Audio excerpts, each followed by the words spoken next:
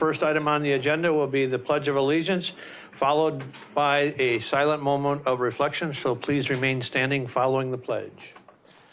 I pledge allegiance to the flag of the United States of America and to the republic for which it stands, one nation, under God, indivisible, with liberty and justice for all.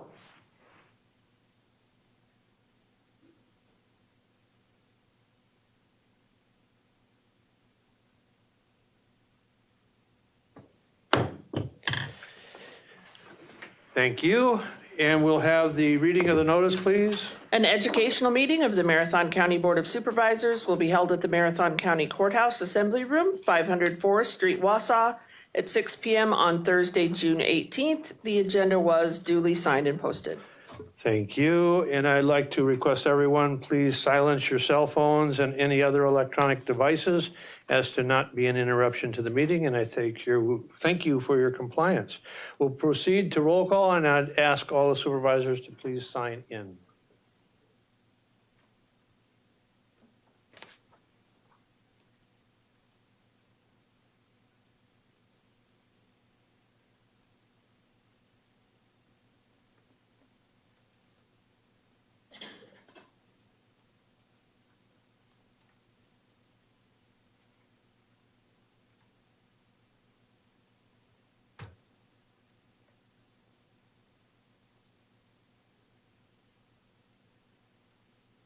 Thank you. We have 27 members present, 5 were asked to be excused, and we have 4 supervisors online. So thank you.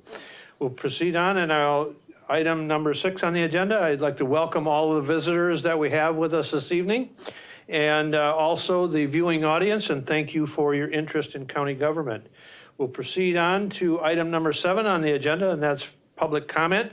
Not to exceed 15 minutes, and we didn't have anyone sign up prior, so we'll move on to item 8, educational presentations and or reports. Item 8A, standing committee chairs or designees. Any reports by the standing committee chairs or their designees?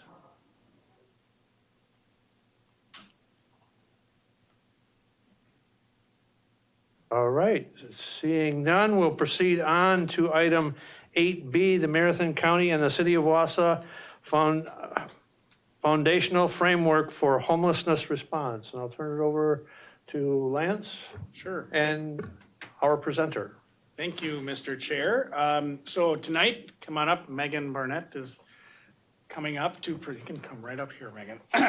So I think you've met Megan before. She is the Homelessness Response System coordinator, the public health coordinator in the health department that was hired based on the board's action last year in connection with the budget.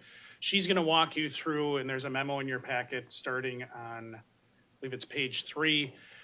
One of the big tasks that both the city and county are working on, it's in the work plan this year, the administration work plan is developing a strategic plan to address homelessness. So the first step in that is this foundational framework, which Megan's going to walk you through, and here I'll let you scroll as you wish. So with that, take it away. Sounds good. Thanks, everyone. There you go. Thanks, everyone. All right, I'm excited to be here. Thank you for having me.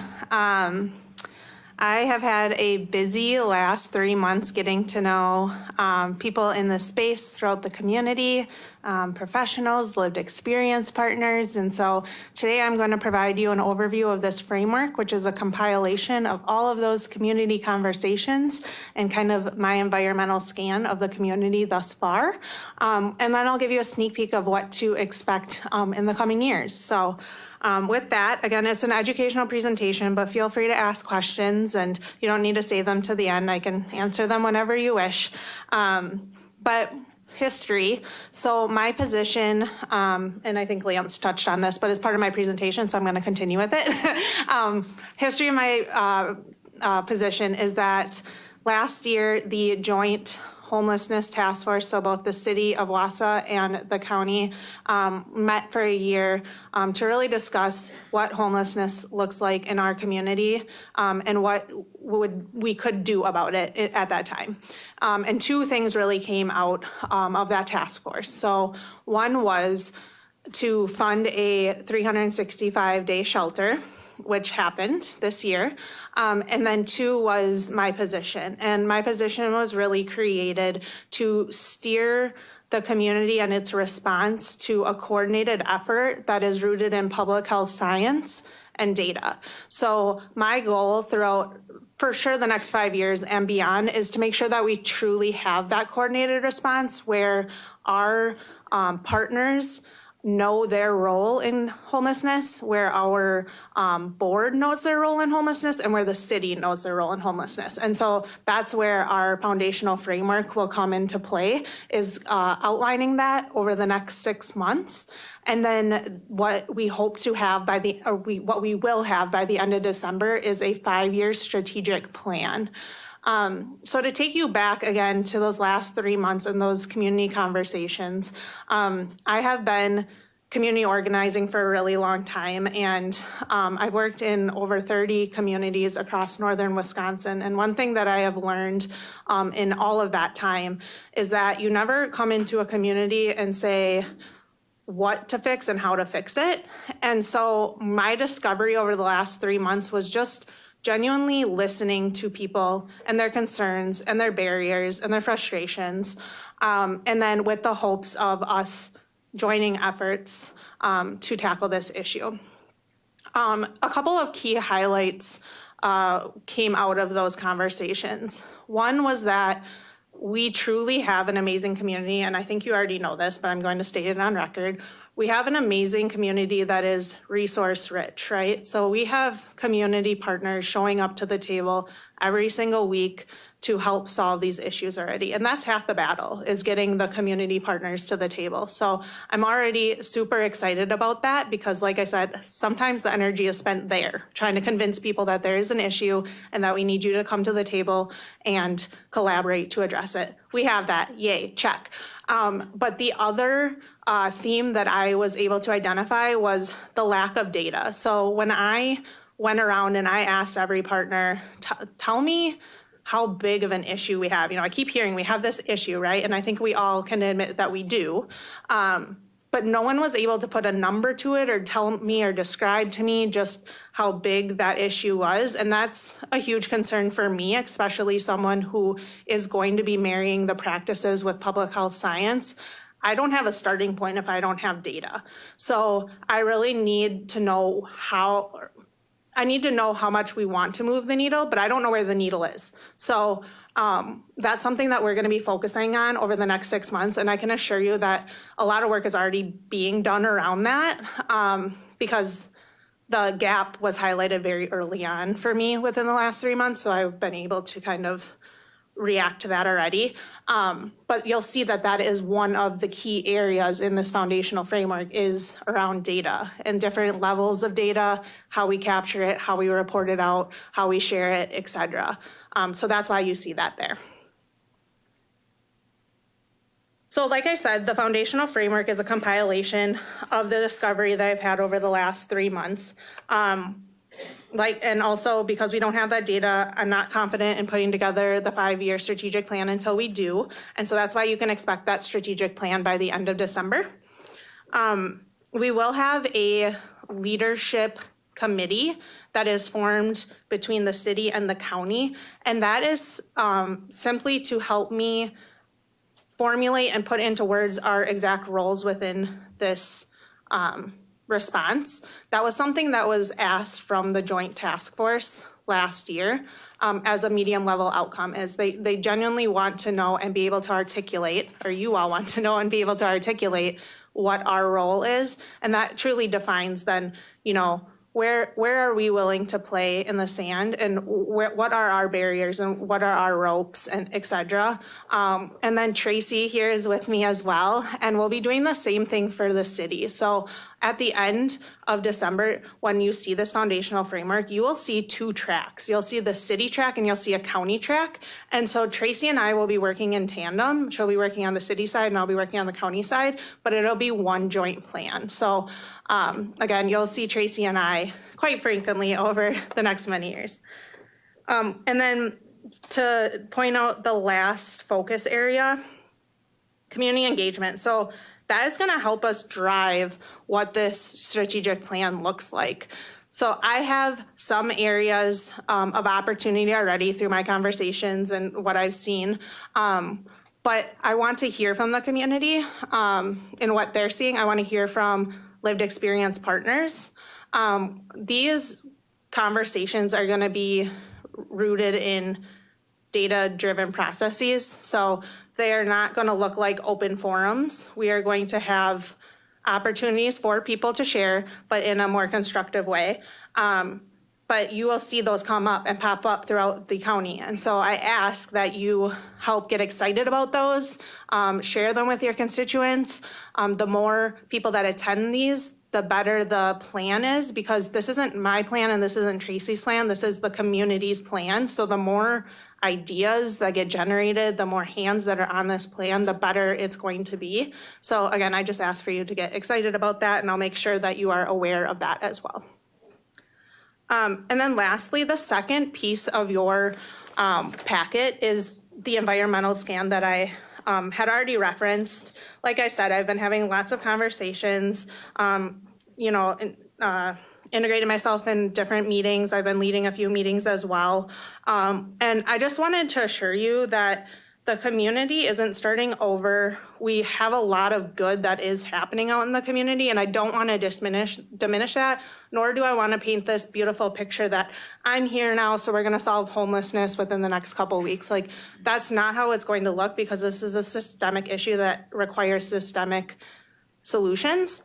But I also wanted to paint the real picture in our community. So what this looks like, or what this technically is called, is a continuum of care for homelessness.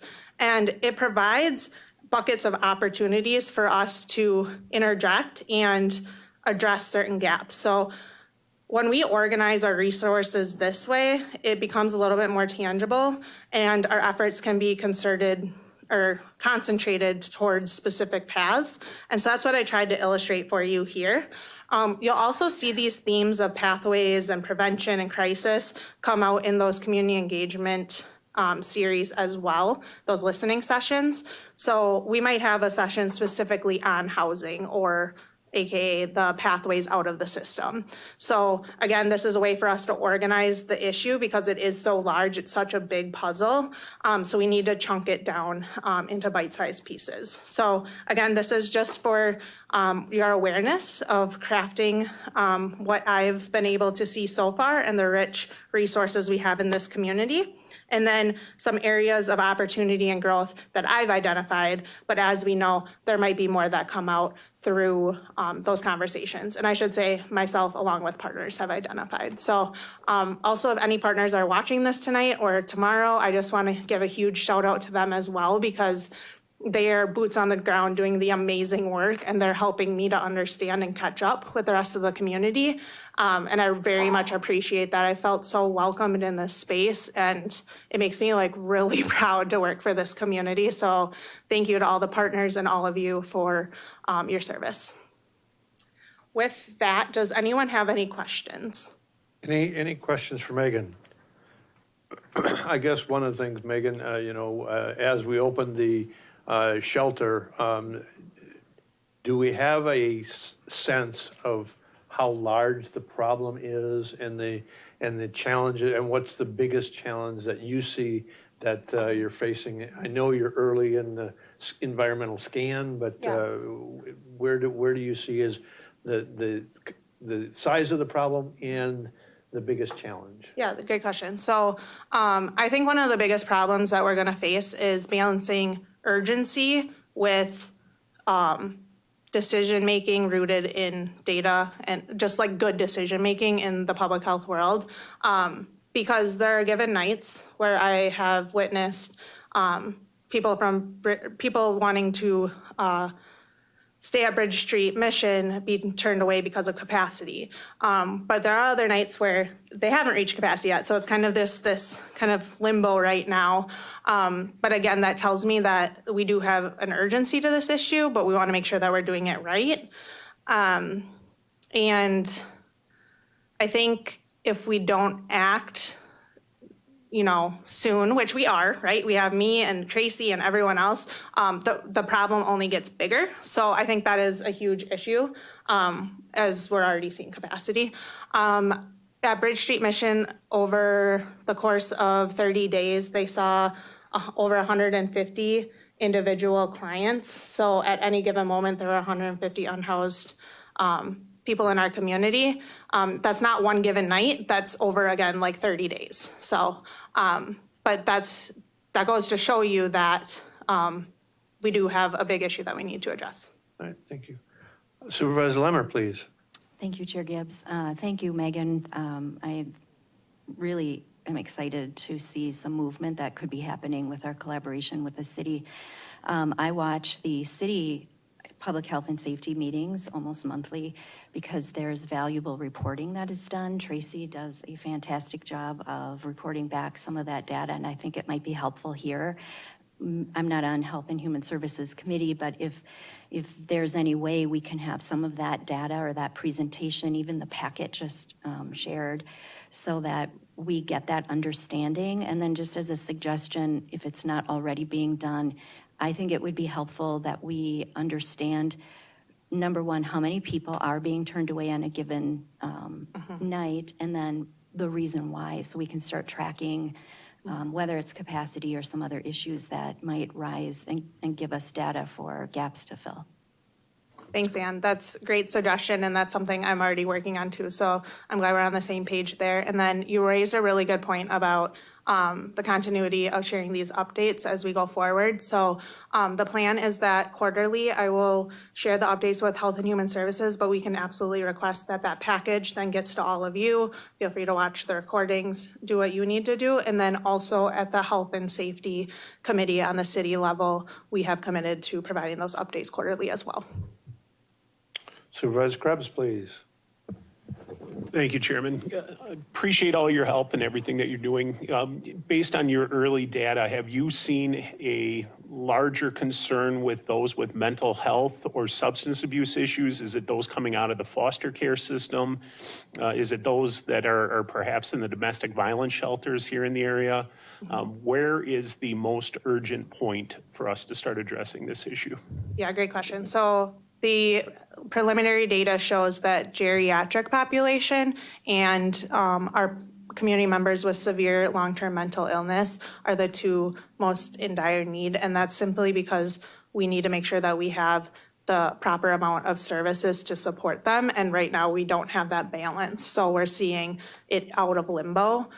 So that's something we're going to be keeping a close eye at as we address this. I do think that specifically in the framework or in the 5-year strategic plan, we are going to have to call out specific populations that need a little more or a little extra help, so that we make sure that we are moving that needle. And if those two populations are what we're continuing to see, then I would presume that we would put more resources towards it. Supervisor Hoppe, please. Thank you, Chair. I'm just wondering, do you have an office at the shelter, or do you have it in the main center? You know, where are you located? Yeah, that's a great question. So I am located at the health department. So it's on the campus of North Central Healthcare and where Lance's office is. And so I live within the community health improvement team. And my background is rooted in public health. And so I work alongside my counterparts to practice public health science in a space where we're seeing social change and social issues. And so, no, and to answer your question, no, I don't have an office at the shelter, but I do make it a priority to get to the shelter because I think it's super important that I'm seeing all levels of feedback and making sure that I'm out in the community and hearing everyone's concerns. And are people, how can I say it? Can people just walk in and visit you, or people like us, let's say, and or do they need an appointment, or what are your hours, you know? Yeah, so I flex my hours because the shelter doesn't open until 4:30. So you'll find me there at night. I try to go at least once a month, but it's often more than that. But the office like our office in the health department isn't necessarily open to the public, but by appointment, absolutely. So I typically work 7:30 to 4:30 on any given day, but I am happy to meet any of you out in the community. I also like to see where folks are working as well and hearing about the services that you provide, if that's something that you do in terms of homelessness. Administrator Leonard? Yeah, thank you. I think it's a good question for some additional insight on what Megan's role is compared to what we all might think of when we talk about, a social worker. Megan is at her role is relative to system coordination and response. It's not to provide direct service or case management to any one individual that is currently homeless or in exiting homelessness or coming into homelessness. That's not to mean that work isn't important, but it's to get the system working together like Megan alluded to.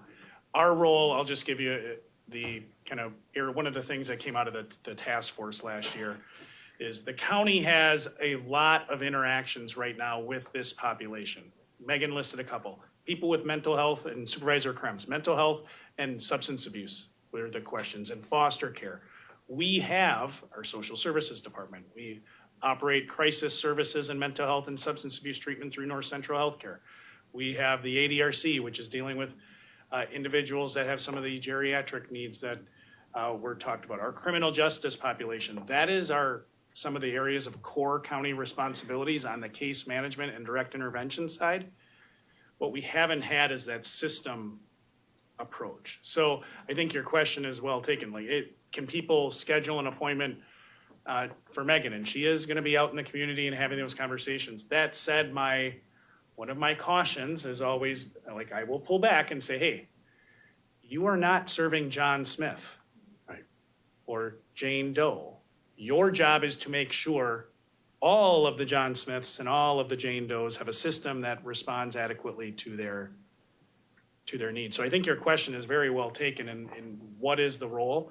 And the county board was pretty clear, I think, last year through some of the resolutions that came out of the task force and ultimately were approved by the board. You don't see a long-term role for county government in the provision of direct funding of shelter or operations of emergency shelter. The whole point was to clarify, like Megan said, these are the lanes that the county is going to work in. These are the lanes that the city is going to work in. These are the lanes that are still open for other people to find where they fit in. Because as Megan said, I think we all know we have a very giving community and we are resource rich and a lot of people looking for opportunities to help. I think that clarity of strategic plan that says, hey, these are the areas where it's not government's role to deal with this issue. We're going to need a lot of help, whether that's philanthropy, nonprofit, religiously affiliated organizations, you name it, the business community. So again, I think one of the things I know I'm going to need to do, and I have to do it with my justice systems coordinator as well, is, hey, your system coordination, your system response, I appreciate you knowing how the system has impacted John Smith and Jane Doe, but make sure that you're not turning into the direct care role because we'll never get the system change we need.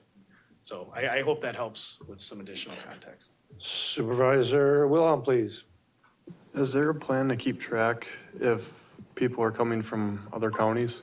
Yes. Because I know I grew up outside of Marathon County, and a lot of times, especially when it came to mental health, they went to Wausau because there's better resources. Well, I don't want to see 300 people show up because we have better resources, where maybe with that we could talk to the state about some funding because we're supporting other counties, not just Marathon for the future. So I was just curious if we were keeping track of that.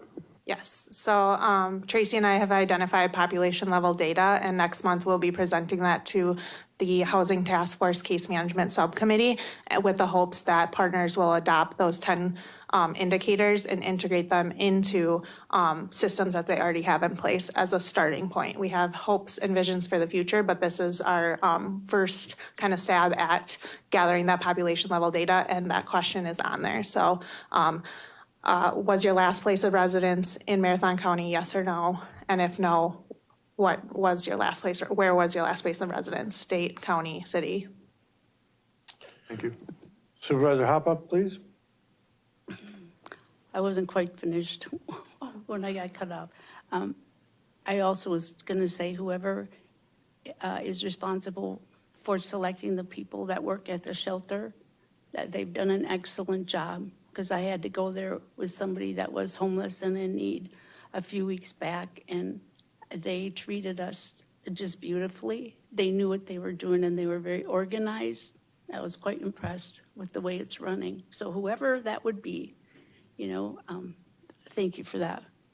I can't take credit, but I'll make sure that Craig receives those nice words. Okay, any other questions for Megan? If not, Megan, thank you so very much, and I look forward to the future presentations and your future work. Thank you. Next, we have item 8C. We have an update by Bug Tussle on the project, and we'll have Jesse come up and introduce himself, along with any other presenters that are going to be with him, answering any of the questions on the presentation.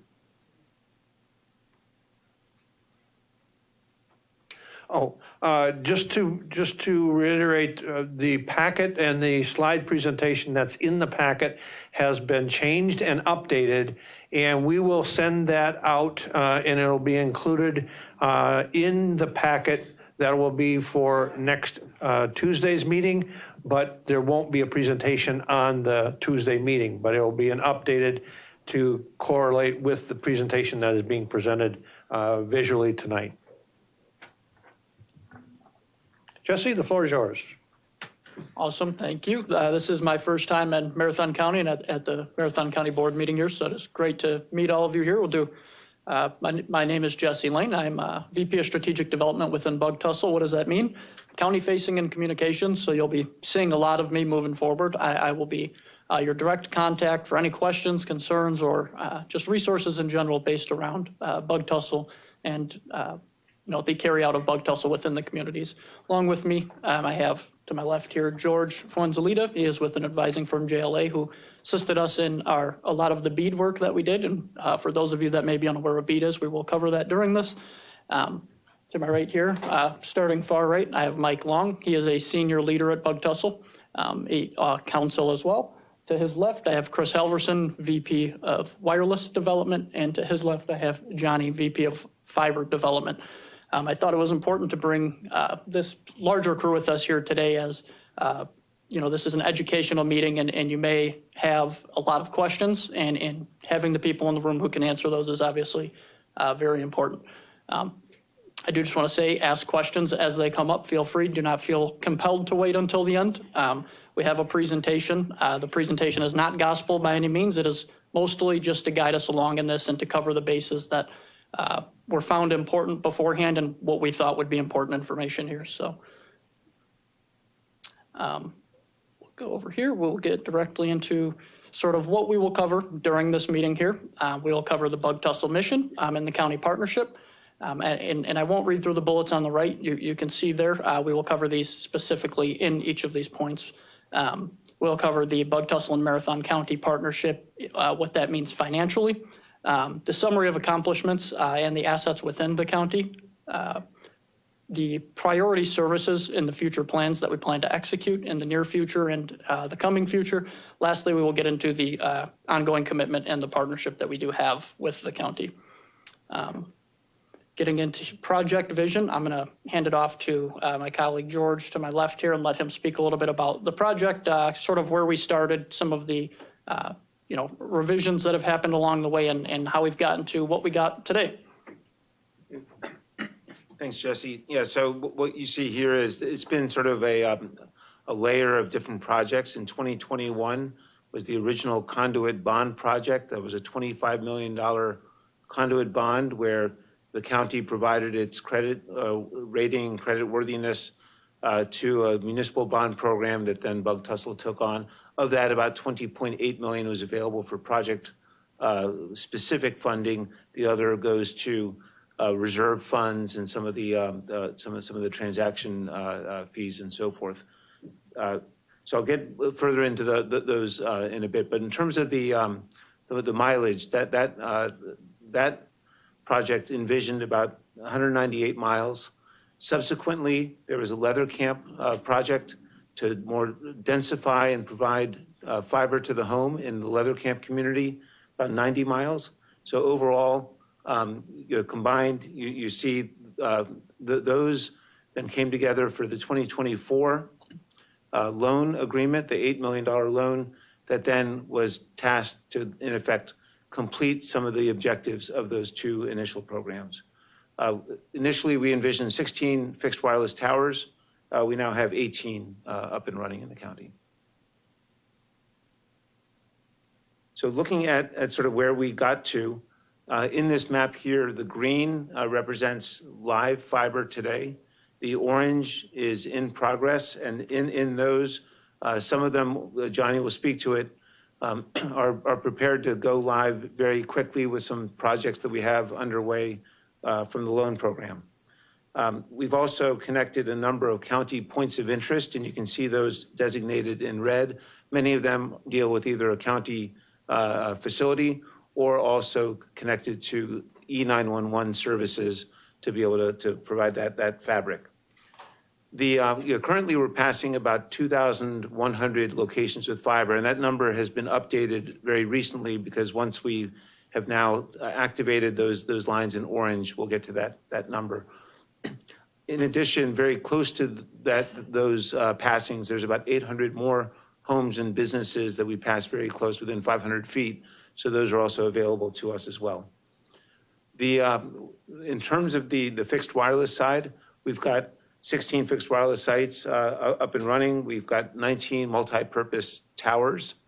We, Bug Tussle, also operate 37 microwave sites, and that's to connect our fixed wireless network. Some of those microwave sites, specifically 3 of them, are tied in with a major carrier, with AT&T, providing them their backhaul. Backhaul means the communication from the cell tower to the broader internet. In terms of the subscriber passing connections, you can see there we're still getting going in terms of our uptake. Just over the last few months, we've increased our fiber passings from the 60s to the 80s. We now have, through the build in that northeastern section, the Sunset Loop, close to 50 that are now in backlog that we're prepared to turn on. So I think that was one of the key questions coming in is, how are we going to increase adoption? And part of it is, of course, awareness and marketing. The other part is, of course, turning on these sections and getting the service to the community. The number on the bottom right, the 39.8 million, it's really in partnership with yourselves. So the county has supported our $25 million bond, as I mentioned, $8 million loan, so that's 33. Beyond that, we as Bug Tussle, earned a grant to help with that leather camp build in the lower right corner that supported the build. And then previous to a lot of this, Bug Tussle also put in additional monies to develop some of the first deployments, particularly around the wireless and tower business as well. The question is, 5 years is a long time, right? So in 2021 was a lot of this as it came to be. And the company has faced challenges. I think we've all faced challenges. The first is certainly much of this, and as Jesse mentioned, I'm with a firm called JLA, and we advise broadband companies across the country. And we saw it, when COVID hit, and we all now realized we needed broadband everywhere. Certainly that created a lot of investment that went into broadband in a very quick way. But that also caused challenges where some of the initial plans that were put forth changed almost immediately, because then the underlying costs went up, and we had to react to that as did the market. We're not perfect. We also had some execution challenges that I think have been discussed here previously, and we're not moving past those. With regards to adoption, Jesse will speak to that, but we see ourselves as sort of nascent in the sales and marketing so far of the product, and we need to gain that awareness, and that is certainly a priority for the company, because ultimately, we're committed to the bond. The bond is our responsibility, and therefore, we need the revenue ourselves to be able to support the bond and service that. And finally, we'll talk about the BEAD program, but that created, it's a great opportunity, right? The BEAD program definition is to get broadband as measured with 100 megabits per second downlink, 20 megabits uplink to every home and business in America. So it's a big goal that's being achieved through fiber, fixed wireless, as well as satellite. I think we've all heard of Starlink and SpaceX over the last few weeks, but some of that is coming from them.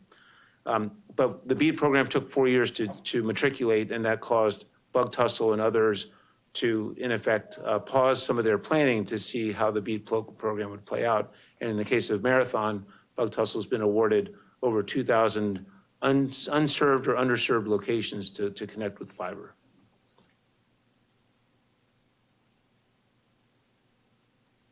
With regards to the history and the facilities, I started talking to it in an earlier slide. I mentioned the conduit bond. I believe most of you are familiar with that structure, but ultimately it's a pretty innovative structure where you, the county, have provided your credit worthiness. Other third-party investors have invested into these bonds, and Bug Tussle is and we are tasked with servicing the bonds and being able to make those payments in a recurring fashion. The project at that point was more what we call middle mile net focused. When you see the broader fiber spurs across the county, there was some last mile, but then the need is to get the fiber to the last mile. In 2022, Bug Tussle was awarded a grant to help develop the Leather Camp community of close to $3 million. That grant was then used to in effect team with the loan that Marathon County that you've provided to us that connects to $3 million of that loan is tied to to Leather Camp, and the other $5 million to address some of the outstanding projects from the initial bond, many of which are tied to county priorities. So much of that money is going to E911 and other points of interest.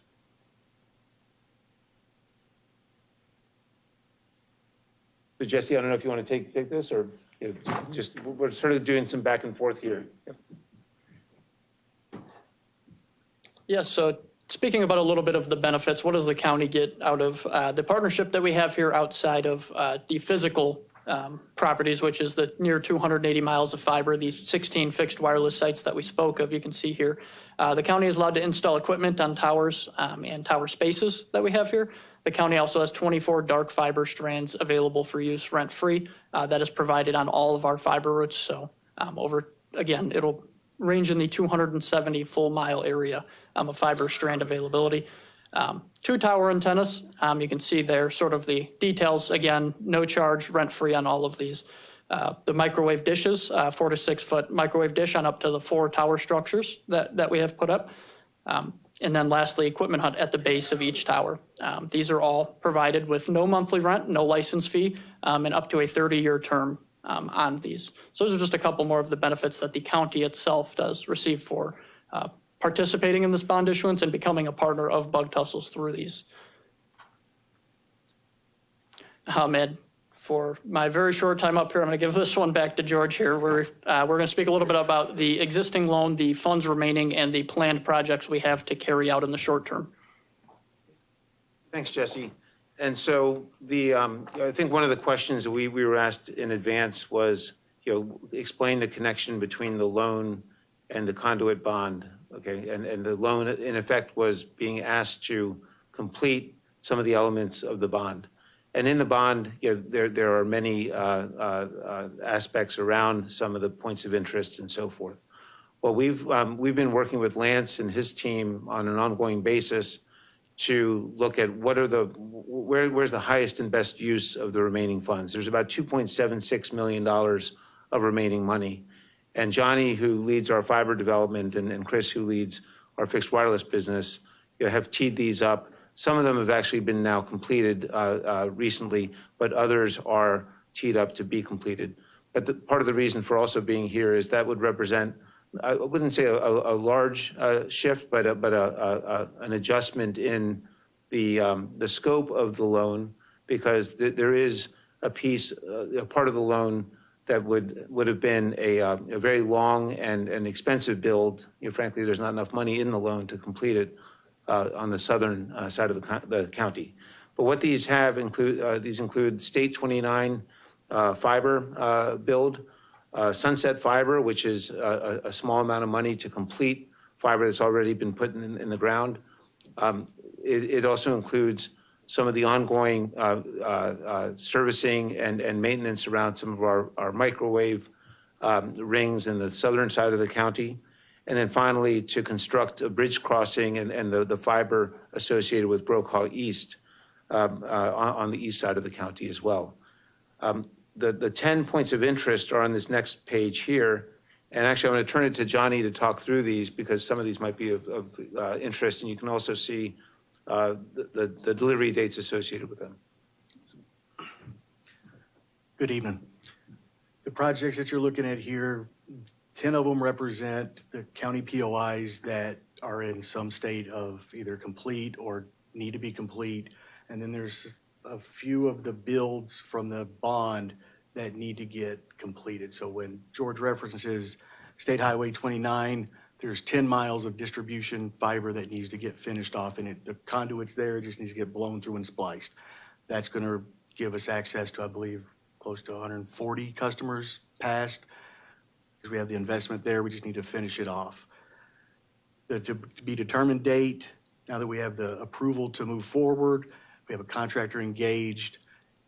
As soon as the permits are re-permitted are clear, we have timelines on this one here. He's got a week, 10 working days to complete this piece of it. So once we get the permits approved, where we know when we can move, we'll be able to have a due date of when we're going to complete that and be able to serve customers that we can share with the county, share with the leadership, and then keep in sync to make sure that we're on track and speak to any changes that may come up or difficulty. That is the same story through the rest of the TBDs, but the Sunset Fiber here, there's some restoration that needs to be done down there. Brokaw East, that gets us to the Sunset OLT, which is going to light up 50 miles of plant and assets that we've put in the ground but have been stranded at this point because of getting the fiber light to that OLT. We have a bridge attachment that we need to cover to get under there. We were looking at maybe partnering with some other vendors to lease some fiber so we didn't have to spend that money. That didn't go anywhere, so now we have the permit getting reactivated to do that piece, because that's gonna give us access to all those people in that 50 miles, which at this point is around 50 customers that have been waiting, that we've sold, that have been patiently waiting. When we get into the other POIs that are complete, these are the ones that we've worked with Jerry and his team to identify the priorities that were in the access agreement and work through them. You can see we've got a number of them complete, with one of them just within the last week, which really tied in the rest of them together in that northwest ring. The three on the bottom that are to be determined, those are points of interest that the county has identified that are very important to them. They were in the access agreement. The priorities changed back and forth over the last year or so with conversations, but we have these teed up, ready to go. Some of them will just hit that county POI. Some of them will be able to hit customers along the way as well. Those dates, as soon as we get permitted, we'll be able to share the construction schedule and keep you apprised to our progress. OLT, I'm sorry, that is the serving device, that the box that feeds the area of customers. So usually 10 to 15 miles of customers within that optical line terminal, I believe is the fancy word for it, but that is the serving terminal for those customers. And that is each one of our builds that service an area, we consider that an OLT. That's a cabinet or a remote access device. And that's the projects that I have on the schedule now. Awesome. Thank you, Johnny. A couple things to cover with these. A lot of these POI is point of interest. A lot of these are identified by the county as significant areas or buildings or, again, just areas that will be used to help assist in the E911 services and the upgrades necessary to complete that moving forward here. So as we get into the completion, you can see here a lot of colors, a lot of lines on this graph here, sort of what this entails. I will cover the bottom, the resulting addressable market, as George spoke to, currently about 2,078 serviceable locations with the builds that you do see. There's another 765 that are within 500 feet of the fiber build, totaling about 2,843 passings. And for fixed wireless, that's about 5,855 available passings. That is once these builds are all turned up and live. So those are not current passings, but they will be in the short term as this work is completed and these sites are turned live here.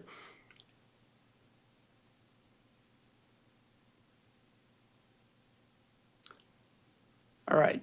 And this is my favorite part to talk about, is the broadband adoption program. So how are we going to get people on the network? As I know the questions that you may have are, the take rates are low currently as they sit. That is very obvious looking at the numbers. That's not a secret there. So we have quite a few initiatives in the pipe here, and I'll speak. I'm not going to read every single line, but feel free to read through and see.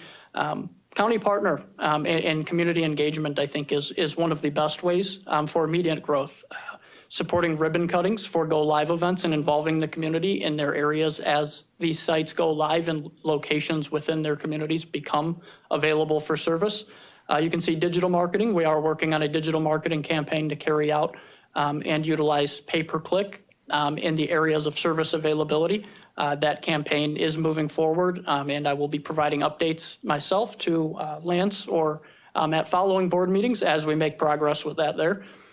Through local partnership, through door hangers, mail inserts, yard signs, as well as local business partnerships. We do also have the ability to provide internet at local events. So if there's any sort of fairs going on or, God forbid, any sort of disaster or relief that is necessary, we can provide mobile structures and mobile towers to help provide internet service at these events. And lastly, one of the most exciting changes we have coming up is a self-serve website. Currently, for a customer to be serviced, you have to call into our customer service line, speak to a representative, and figure out, one, if you are serviceable, and two, sign up for service there. We anticipate in Q4 of this year to go live on our website with a full self-serve option where you'll be able to find if you're serviceable, get cost breakdowns, service dates, and sign up fully end-to-end without ever needing to call into our customer service lines. So we think that will immediately provide a significant boost in intake rates. And then lastly, one that I did want to cover, not necessarily around take rates, but also early notice and go live events. We allow customers to go to the website, sign up, say, hey, I'm in this area. Can you notify me when things go live?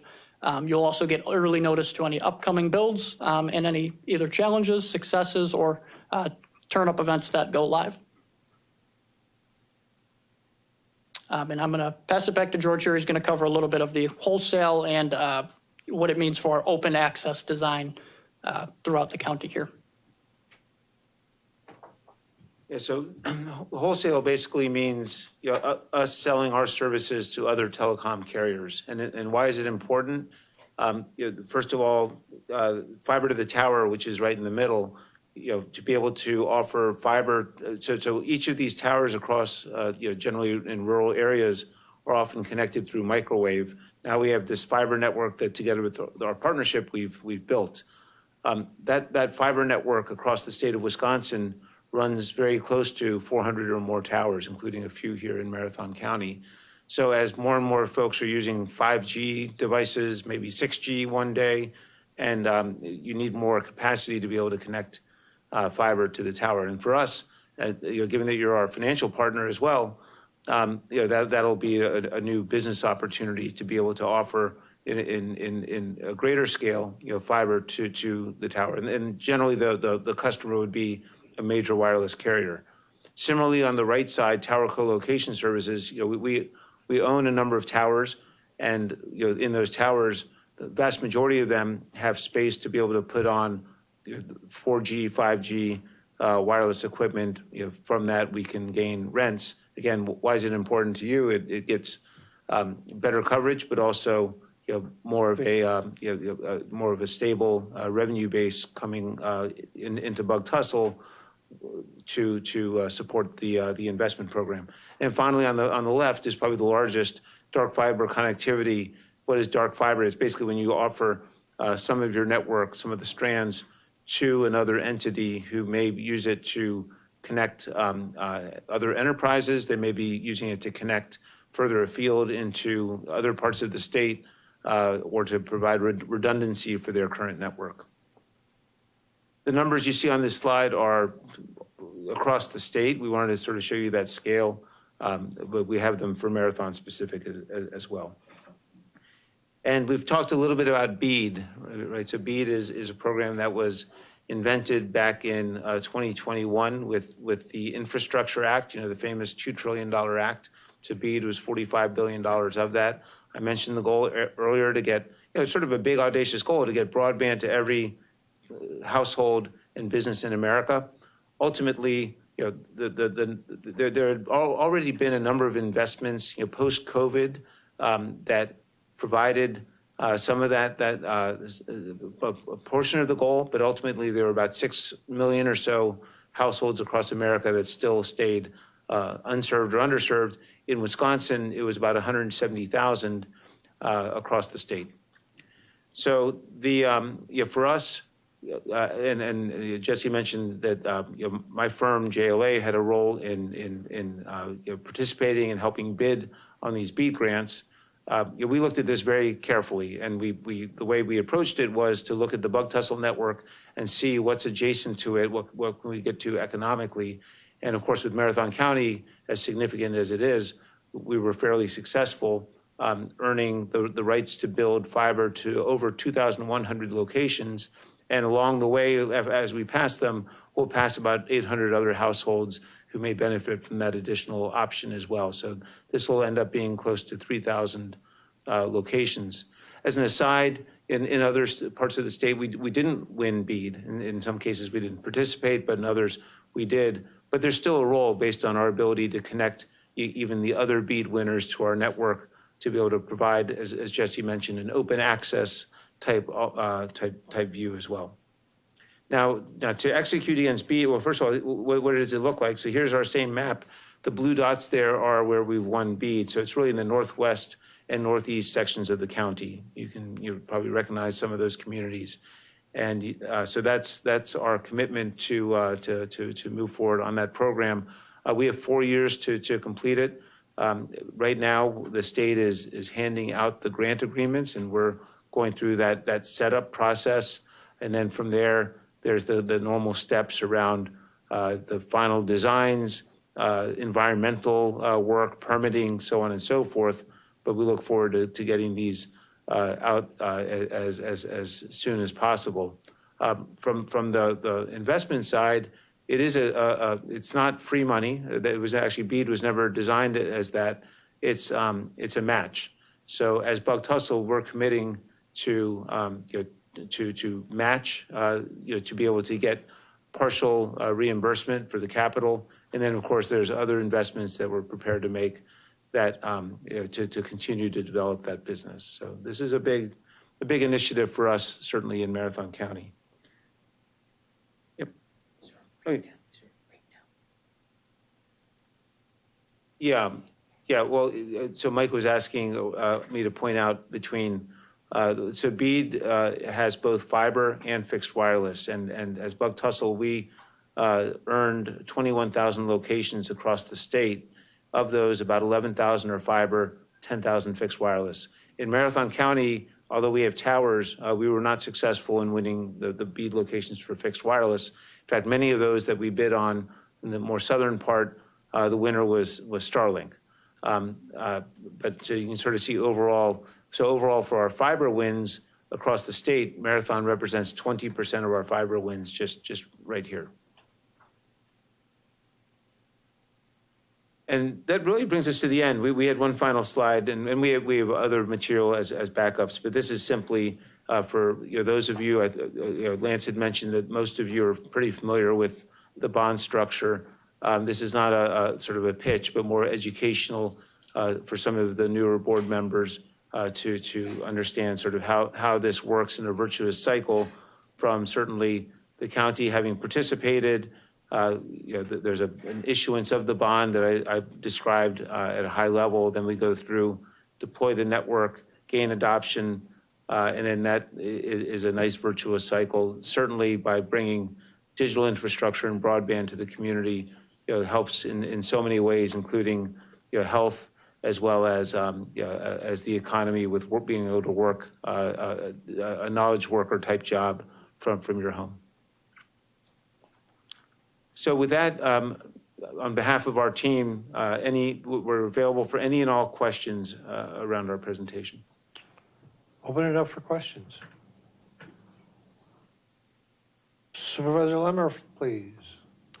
Thank you, Mr. Chair, and thank you, Bug Tussle. I think my brain is short-circuiting a little bit, so apologies for the rambling questions that I have. I kind of have two, and they're really centered around the what I thought was a 4%, but it looks like now it's under 3% adoption rate. And I guess I'm just curious if you could allay my worries, because what I'm worried about are operating at a loss, which of course puts the county at a credit risk because it puts your debt service at a risk. And then I guess I wonder, with those costs, is that the factor that's prohibiting people from adopting? I did talk to somebody who lives in Athens, and they use Starlink because it's cheaper and they can't get the last mile to their house. And so then I guess the third question is, you've got a barrier or a border. Are all of the people within that border going to have that last mile, or is that not going to happen for them? Yeah, and thank you. Those are all very good questions. So when we are evaluating the projects and the projects themselves, I do just want to start with our business case is based around 40% take-up rate. So that is the first goal that we bear in mind with executing these projects. And I say that with a little bit of a grain of salt. George spoke to a lot of we're a very multifaceted business. Even outside of our bond program, we have a lot of revenue streams and a lot of different programs that offer revenue to bring into the company. But that will be the first goal, and it's an excellent question. We have not been successful to this point with customer adoption. For all the things in the world that I would love to blame it on and say, but really it's a lack of awareness and a lack of execution on our part. And that's why standing up here today, I do let you know that directly is my area, sales and marketing. I will be the person up here updating you. I will be updating you on the marketing programs we have, the initiatives we have, how many new customers we are seeing, the programs that we are carrying out, and allow the county to be actively involved and notified early on any successes, challenges we face, and making sure that you stay well looped in, one, and two, making sure that we're effective in the type of marketing that we do. For the little bit deeper of the financials or bond risk or anything, I am going to pass you back to George and let him speak a little bit to those areas to answer that question. I think I'll hit that question, and then your one about the borders as well. Actually, I'll hit the borders one first. So yeah, you can see that in the BEAD program, it looks like there are clusters, and each state offered the locations that needed service in different ways. In Wisconsin, it was based on thousands, I think quite literally 4,000, if I remember right, what they called project units. And a project unit was a cluster. And so then you had the opportunity to bid on all of them or not all of them. And we made a decision that when it was fiber, we would bid on all of them. So when you see our fiber builds, and it's all public record, we capture the whole cluster. For fixed wireless, it's impossible to bid on all of them, or silly, because wireless doesn't always get to every spot. So we ran models and had to leave some locations aside, and I think many of those were awarded to satellite. And then if we're passing other homes in that area, The way that we've architected it, yes, we can drop is the word, we can connect to the homes that are along the way, so we don't bypass them. So that's an opportunity, and that home may have a service that, while it qualified for broadband, may not be as good, and so then we'd have that up. That would be a win for both parties. With regards to one part of your question around take rate is we had updated the fiber numbers, so the denominator went up since, and although the numerator's gone up a little bit, that was probably the main change, is just some of the analytics that we put on it. The numbers have stayed, actually the fiber numbers have been going up. And then with regards to the bond program, well, first of all,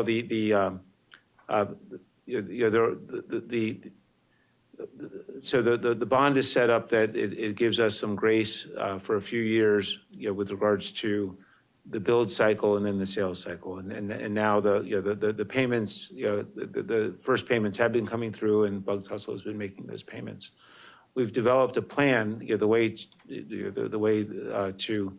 to look at the company across the entire enterprise and state of Wisconsin. And it deals with a few aspects, and the plan gets us to more places and gets us to the revenue base to be able to make the bonds a winning proposition. The BEAD program is a very important part of it. The wholesale program I mentioned is an important part. And then in other areas, including Marathon County, but it's not as big an opportunity here, is what we call densification. And by the way, the bonds are all they're all connected together as one program. So that's why I'm talking about the other parts of the state where we've identified areas where there's not a fiber provider, but they had broadband, so it wasn't BEAD eligible, but it's economic for us based on our network to get there. And we see the opportunity on that side in the over 100,000 level to be able to sell and market to that level. And that's very important, because if you think about it, we've sort of built the highway, and we haven't built the off-ramps yet, and the off-ramps are what's going to make this more successful from a revenue perspective. But if I could just, get back to the cost to the customer. Oh, sure. Are there high out-of-pocket costs for them? And are there programs available for like a low-income household, or waivers for something to get that adoption rate up? I just feel like 4% versus 40%, it's a pretty big gap, especially with something like Starlink that people seem satisfied with. Whether it's as good or not, I'm not able to judge, but. Yeah, and well, just as a comparison, and Jesse can speak to our specific plans, but right now, in the market, we're in the, with different plans, $60, $65, $70, et cetera. And those are, very affordable for some people and not for others, and I accept the question. In the BEAD program, we have a requirement to offer a lower cost plan, and we're offering it at the 1 gigabit service that we're designing, and what we put forth is $55. So that's, we can always, as a company, choose to go lower, but that's, a commitment that we've made, and each of the BEAD participants has that out there. And that is a plan where the household has to qualify. I don't recall the exact name of the program, but it is one of the federal programs that if you can qualify under that designation, then you qualify for that lower cost plan. But strategically, we also recognize that the population is not at the same place. So we plan to have at least 2 tiers, a more skinny tier, which will still be at that minimum 100 megabits. It'll be higher than 100 megabits, frankly. And then the higher tier, which would be at the gigabit level, which it gives you, full broadband. And with regards to the installation, we've been pretty aggressive. So in some ways, I don't feel like it's as much the pricing, because we've been offering discounts, multi-month discounts on the way in, and very affordable equipment costs as well. We think it's more of an awareness issue. Starlink, by the way, you can see in one of the national newspapers just last week was they have a promotional plan now, I think at the $59 level. People are adopting it, but it doesn't last, and their prices are now once you've been in there for a bit, are higher than what Bug Tussle is offering.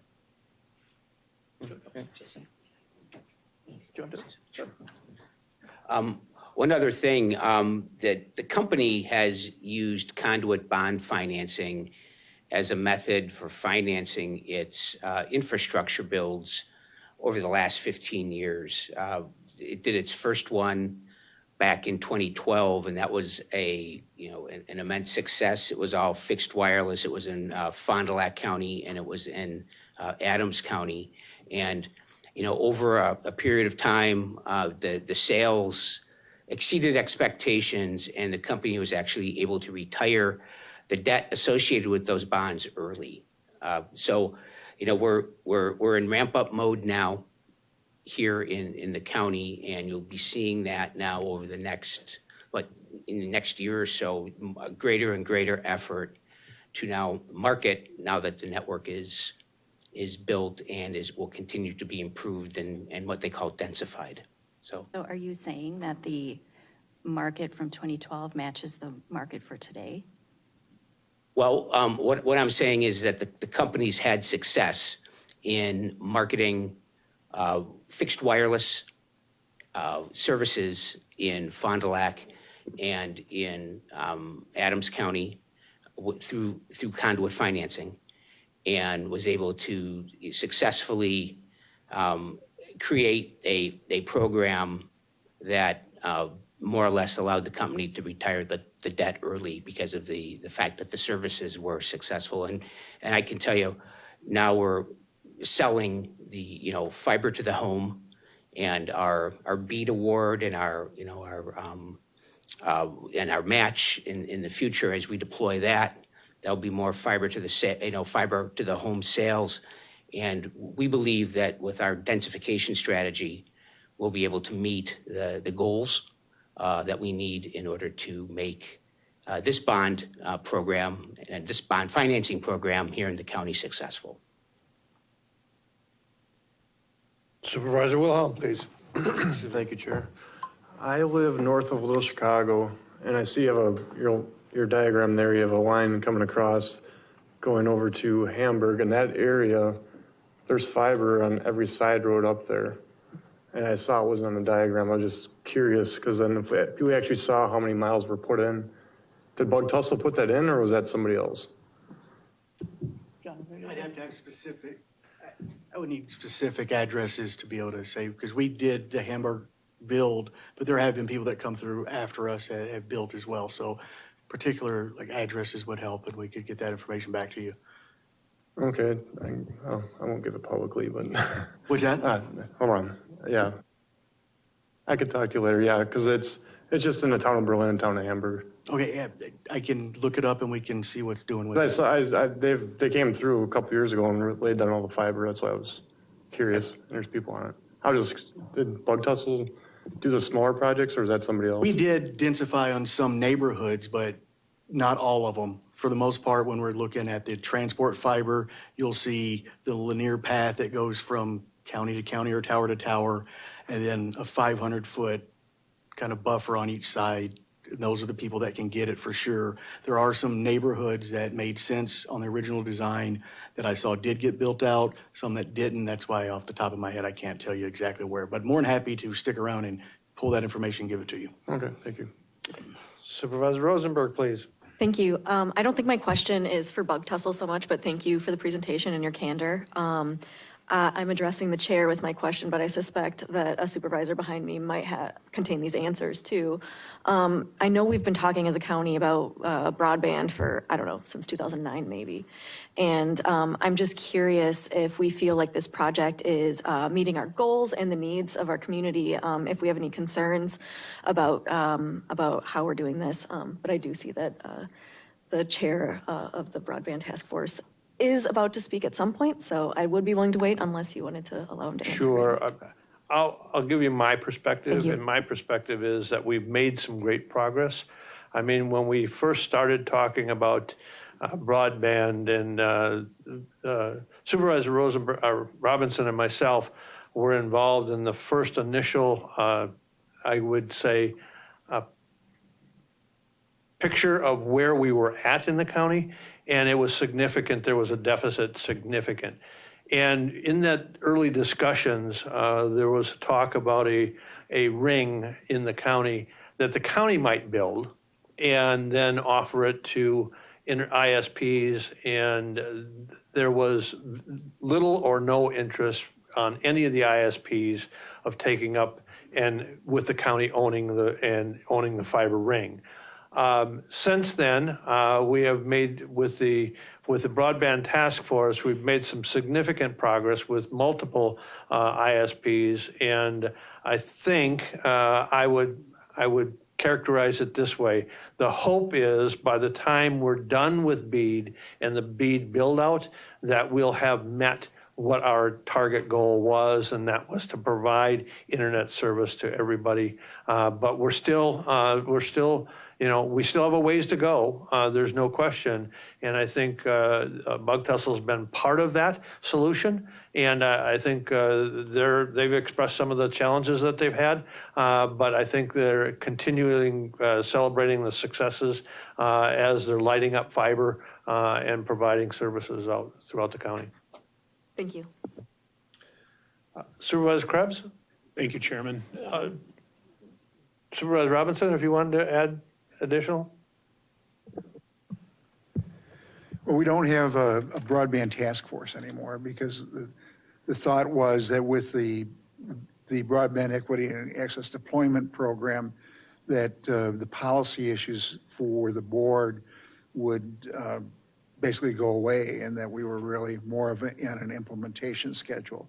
Unfortunately, there was a one-year delay in the BEAD awards, and the rules were rewritten last year, and they changed it from a fiber to the premise preference to opening it up for satellite. But they've been very slow on the part of on the federal level and executing those contracts. And once the contracts are awarded, whether it's to Bug Tussle, Spectrum Charter, Starlink, or I believe Serenity is in the process of having theirs finalized. Those would be the carriers in Marathon County that won awards. They'll have 4 years to do the build out. I think that the answer to the question is it's frustrating to see the slow pace by which we're getting adoption and take rates.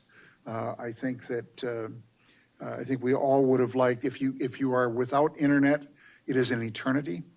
And we are looking for ways to improve it. I think that what the issues before you today are a reflection of the priorities based upon Bug Tussle, working with Jerry Klein and our IT department to try to address the needs of the county as a corporate entity. And some of our law enforcement needs. So I think we have value in that we've got improved wireless service for cells as a result of those towers being located. We have fiber that's available to us. We have ongoing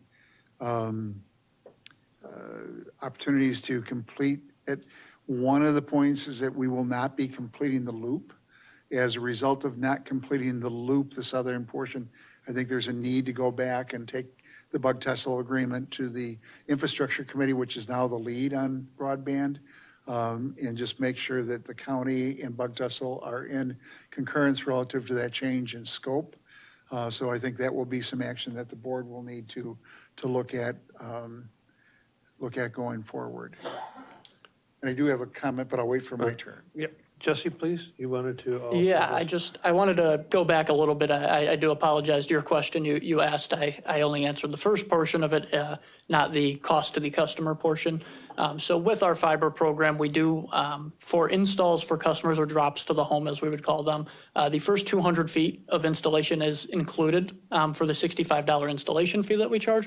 So in many cases, in terms of affordability to the home and to the consumer and your residents, we do come in actually cheaper than Starlink in a lot of areas. That can be fairly, startup heavy in cost there. So, it's as you get further and further from these builds, the cost does, obviously go over 200 feet. They can pile up quickly, and that's something we're working to find a better system to serve as we move forward, just as we are in all regards. And the other piece that I wanted to speak to was the low-cost option that you mentioned. We did actually had a conversation earlier with Lance himself about we are working on, as a company, I know we have included in our bond agreement sort of a low-cost broadband, but actually working as a company on a affordable connectivity program itself to include a viable internet option at low cost, and that is suitable for schoolwork, for virtual learning, for telehealth, all of these type of things. That is a very low-cost solution for these households. Lance, please. Thanks. And I just want to piggyback one thing on Supervisor Rosenberg's question.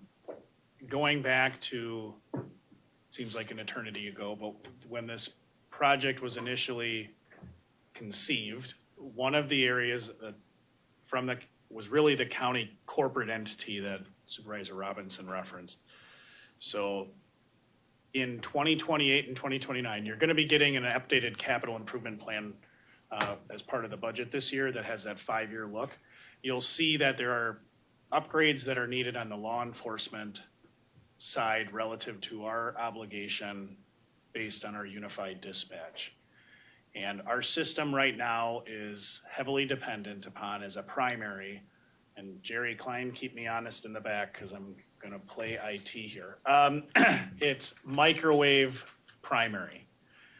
The goal with this project, again, from the county as a corporate entity standpoint, was to offer fiber as primary service and have microwave as our backup for a lot of that law enforcement dispatch work. The goal, again, is to, when we get to 28 and 2029, when we need to make those significant improvements in our microwave system, if we can move to that backup scenario I just referenced, the costs for that should be diminished. And one of the tasks we're going to have in light of the fact, again, Bug Tussle has been transparent with you, they're not going to be able to finish that southern portion of the loop, I should say. We're going to go back and we're going to crunch our numbers on what does that mean, if anything, for our upgrades in 2028 and 29. The other thing, we had a meeting, I think that was last week, or maybe it was earlier this week, talking about some strategies with some other assets we have that, again, we need to do some homework on what are some other things in light of what we have and what Bug Tussle and Johnny referenced before that they're going to finish yet this year. What are some interim things we can do differently that would, again, mitigate cost for that 2028, 2029 upgrade of our microwave system while still ensuring that we have sound service. So going again to the question of what was driving this, certainly there was a lot of discussion, and a lot of the discussion today has been around individuals, residents of Marathon County having that access because, again, broadband high-speed access is now, it's really transitioned from that nice to have to really it's essential for a lot of things. It's almost that clear necessity. That was a big part of it, but also don't lose sight of the fact that a significant component of that was really as a corporate entity, as a business, what are Marathon County's interests in light of the work that we are obligated to do. So we'll bring that back. I don't know that when we'll have those answers, but we have some internal homework to do in terms of evaluation as we plan that project for 2029. Supervisor Krebs, please. Thank you, Chairman. Gentlemen, I think my question pertains a lot to the divisiveness that this county has and that the citizens of this county have over our investment into it.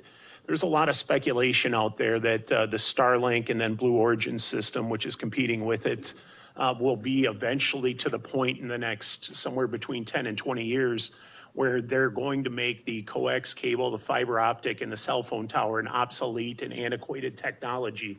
Why do we keep investing in this? And can you help us understand what the advantages are to progressing with a fiber optic network when there is a technology, albeit in its infancy, that seems to someday potentially take over all of our communication systems?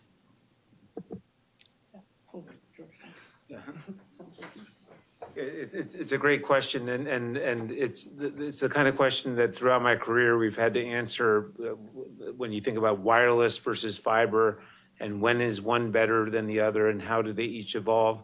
And now we have satellite, which has been around for a while, and in fact, many attempts at doing what, Starlink and now Amazon Leo, as they're calling it, are doing in the market.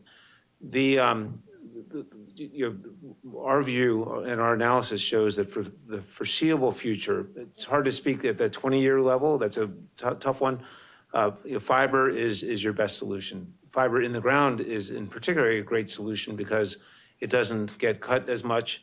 You can upgrade fiber with the electronics, so the same fiber that's put in the ground now can get upgraded through advanced electronics. So a few years ago, we weren't talking about 1 gig service. We called that headline speed, meaning it's a headline that people didn't need. Now we're all expecting, 1 gig, 2 gig, and so forth. So pound for pound today, fiber can give you that advantage performance-wise. And of course, once it's there, it can be a low-cost offer. Now with satellite, it's continuing to evolve, right? And just last week, Starlink in particular received $75 billion of financing to invent the next set of services for Americans. So certainly they'll have a lot of research behind that. It'll take more and more satellites. When the satellites then beam from your home to the satellite and back, it has to go to a ground station that needs a massive fiber pipe behind it. And the satellites don't last forever, and they have to be replaced and shot up and so forth. So it's a great question, right? And I think for certain of the folks that are now designated for that with the BEAD program, they will be receiving a credit and an incentive to adopt. At the same time, we see it as fiber is the preferred technology for the foreseeable future if it's already in the ground. Right? Supervisor Dickinson, please.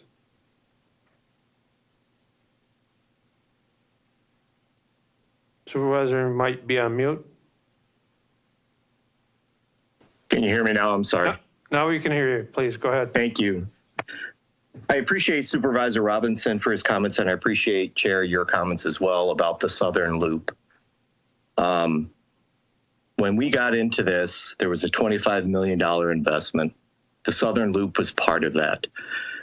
We went then to another $8 million, and the Southern Loop kind of got pushed to the side for Leather Camp. And now the Southern Loop is nothing. I represent this area, part of this area. There's other supervisors who do as well. And I guess there's a comment to be said that there's been several representatives who have come to our county board over the years selling us a product and service. And I supported that when other people in my area said, don't do it. The constituents in this area are not getting what was originally approved. And there's a part of me that says, I really don't care for the reason. I suspect, there is a reason. Maybe it's the rock in the ground. Maybe there's not a significant financial return on investment. But I would like for someone at Bug Tussle to explain to me very clearly, it doesn't have to be a long drawn out statement, why the Southern Loop fiber is not going to happen. Thank you. Yeah, thanks for the question. And quite simply, it is a matter of cost. That loop or that portion of the loop is about 45 miles. In today's build costs, build costs can run $100,000 per mile, if not more. So it's about $4.5 million to construct that. The $8 million loan, as that was put forth, $3 million to Leather Camp, it would have taken quite literally the rest of that to do. But then even if you say the cost, the return is a piece of it. There are very few residents that live directly along that. I'm not judging, not value, but ultimately the ability for Bug Tussle to generate the revenues to then pay for that specific piece are very slim. So that ultimately, those factors went into it, and then in consultation with the technology department to understand, from the county's specific needs, was that going to be, how critical was that for the county services? But quite simply, it was a matter of just the finances associated with that. Okay, so if I just want to make one more comment, I appreciate you saying that, but that's not what was said when this product was sold. There was no one saying that there's not enough people on that route. And you can say public safety and all that, that was part of this, but this was also about the ring that Chair Gibbs talked about, that this whole project was about this fiber ring. So I appreciate you being honest about it, but I look at it and I say to myself, I think I was duped, or it's either me or you. And I'll put it as me, and I apologize to my constituents that I agreed to it. Have a good night. Supervisor Hoppe, please. Thank you, Chair. You already answered one of my questions, so the other one should be pretty easy. Probably a year and a half ago, I knew that we were going to be talking about bug tussle. It was on our agenda. So before the meeting, I went and looked up reviews on the people that had already signed in or signed up. And none of them were good. They were people that got it because they needed to work from home. And they'd go a week without service, or they could go half a day without service. But it was so incredibly insignificant, they could not do their jobs. And it wasn't just one person, it was pretty much every single review was bad. Mm-hmm. Has any of that been fixed? I think the people were in the Hamburg area or the northwest part of the county. Yeah, absolutely, and great question. The first thing I want to say is a lot of the reviews can be tied to the bug tussle mission from the beginning has been to serve the underserved and get to the hardest to reach areas. Through the LTE connection on the towers, a lot of times that has resulted in lower uplink speeds of 5 megabit, in some cases 10 megabit, which as technology has evolved, streaming has evolved, video, telehealth, everything has evolved, does not. You need faster speeds to support those types of products. So as time has come along, that product has fallen behind in terms of technology, which creates a poor customer experience. As we continue to upgrade those towers and continue to get new technology, we didn't speak of here, things such as Tarana equipment on these fixed wireless sites. Those speeds continue to improve. The fiber connectivity is a symmetrical upload speed. And then to tie in as well, it's a matter of we recognize as a company that the version of bug tussle in the past that you have had at these board meetings or the operating is not the best version of the company, and it's not the version that we have right now. So we have undergone a lot of changes from top to bottom, whether it be from the CEO level down to the people standing in front of you today here, leading the operations of fiber, myself in sales, marketing, county communications. The company as a whole recognized the need for change and the need to be better as a company from top to bottom. And I would love to tell you today that I do believe it's remedied.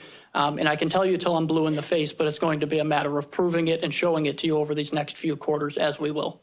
So I do believe that that situation has been remedied. And the concerns around the technology and the speeds, I do believe, has been or is soon to be brought up and remedied as well. Supervisor Robinson, please.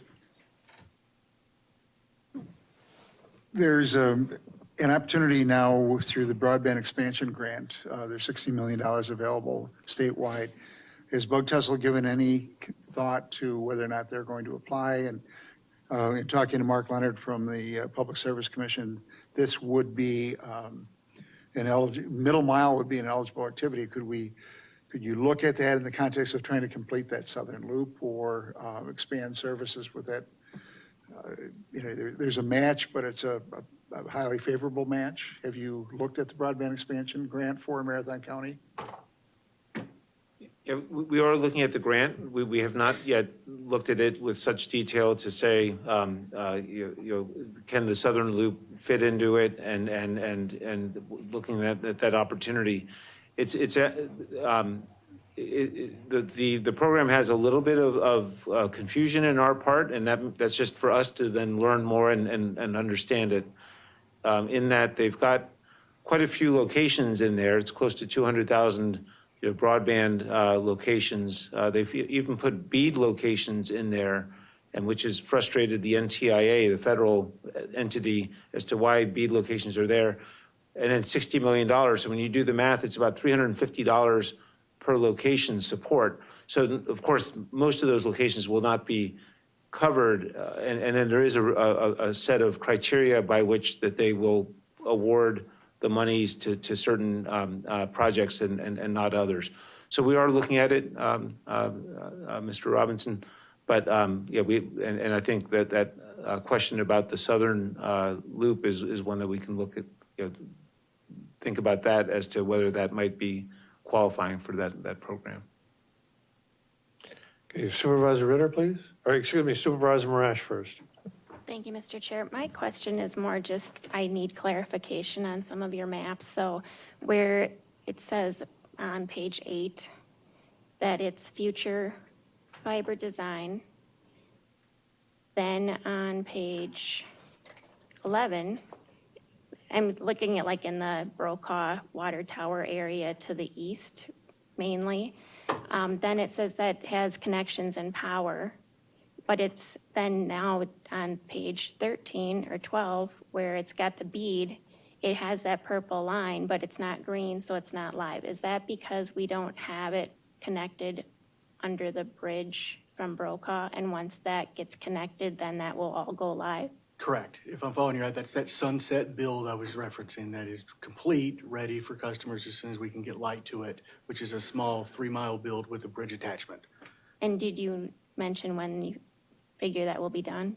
This year, as soon as the permit's clear, we're going to get it in. The contractor's waiting for us to tell them when to go. Okay, great. Thank you. Supervisor Ritter, please. Okay, thank you, Mr. Chair. Hope everybody can hear me. I can hear you. Go ahead, please.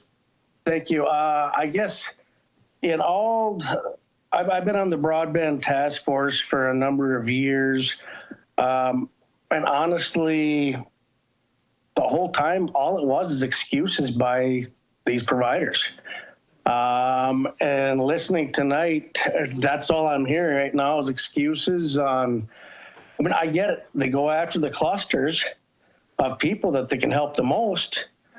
But if anybody looks at my district, we're spread out. We have children that are required to have internet from to go to school.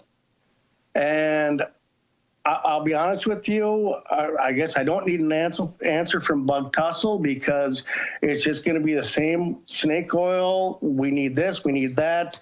We didn't know there was going to be rocks. Well, hell. This is Marathon County. We're built on granite. I guess this is just my message to the board is I'm kind of tired of hearing the excuses of these providers. This just isn't working. Thank you. Thank you. Any other questions? Any other questions by the board?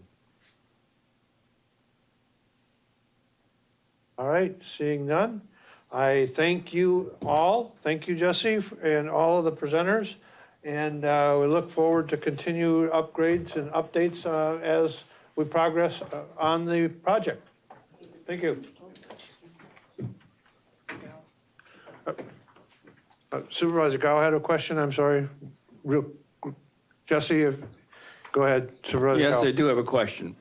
I'm brand new on the board, and I've listened to this conversation.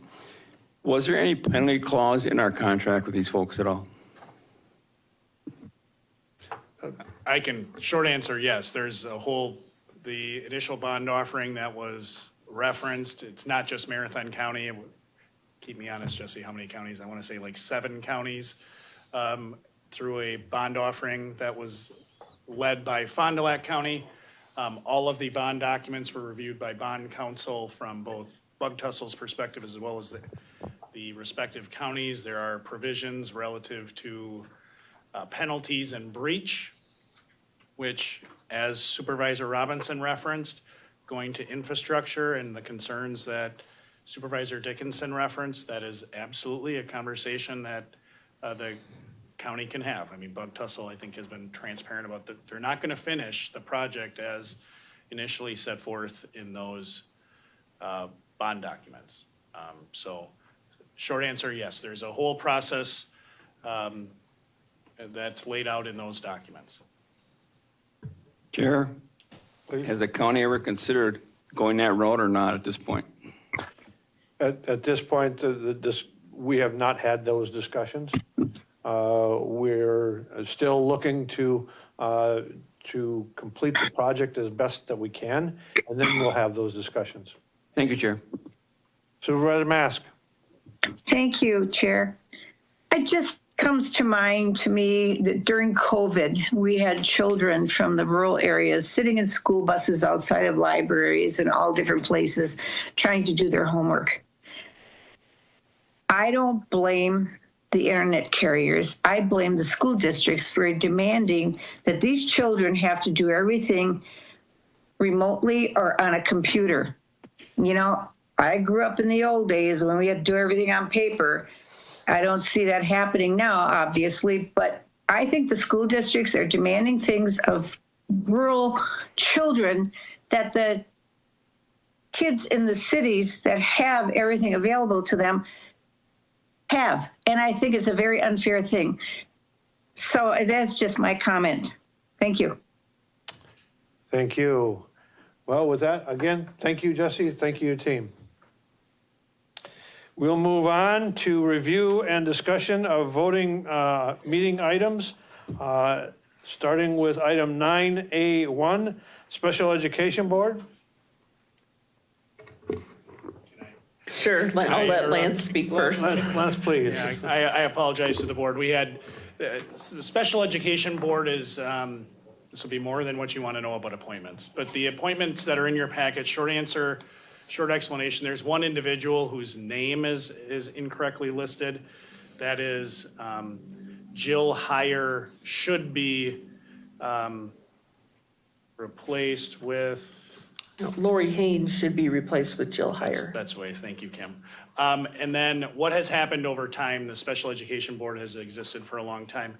Appointments by statute are supposed to be staggered. So if, for example, if you have multiple appointments and they're ultimately each are 3-year term, the initial term of appointment, you should stagger.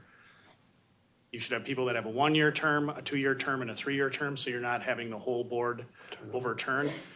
Over the decades-long life of the Special Education Board, for whatever reason, all of those terms have essentially aligned. So in working with Kelly Capitz, she's going to bring a slate of appointments, and all the names other than the one that Kim just referenced are correct, but we'll update the packet, and my apologies. All the appointments were, again, the same term. They should be staggered by statute, but the Special Education Board, all of the appointees are voted on by the respective school districts that are members. And by statute, the county is obligated to vote on those appointments. But happy to answer any questions, but there will be updated in the packet. So I will actually read them the way they're supposed to be, and the document that will be in Tuesday's packet, not the document that's in your packet for tonight. And I will do them in chronological order as to when they will expire.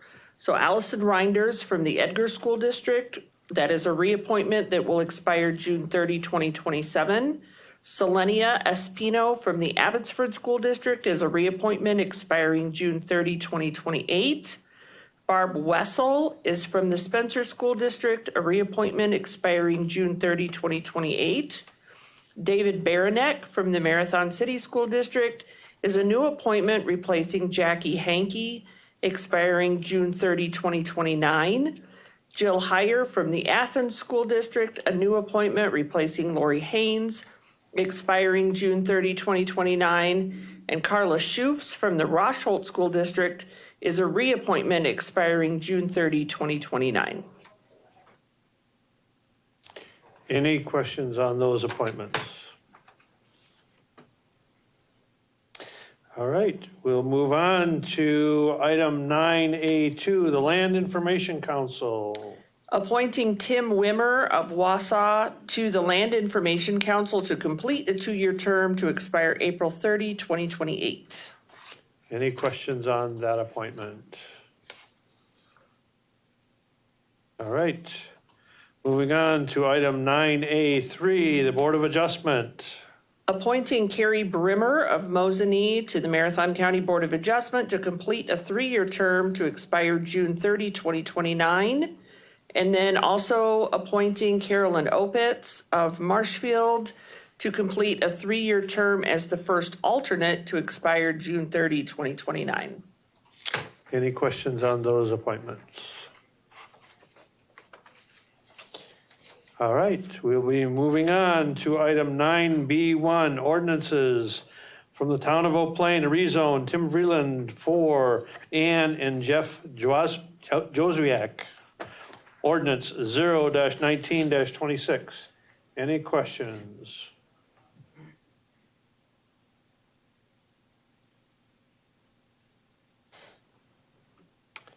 All right, next, moving on to 9B2, Town of Eldron rezone Tim Vreeland for Rick and Kathleen Seafelt.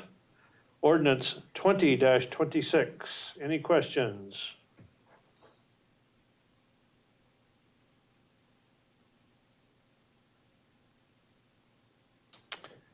All right, moving on to item 9B3, the Town of Hewitt rezone Thomas and Marka Hinkleman, ordinance 0-21-26.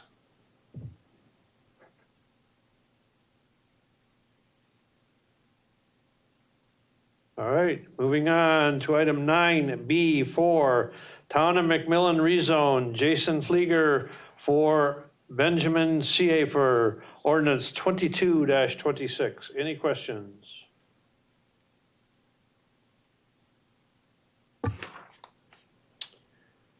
All right, moving on to resolutions. Item 9C1 from the Extension Education Economic Development Committee is item 9C1A, the Chief Elected Officials Consortium Agreement Resolution for the Workforce Development Board.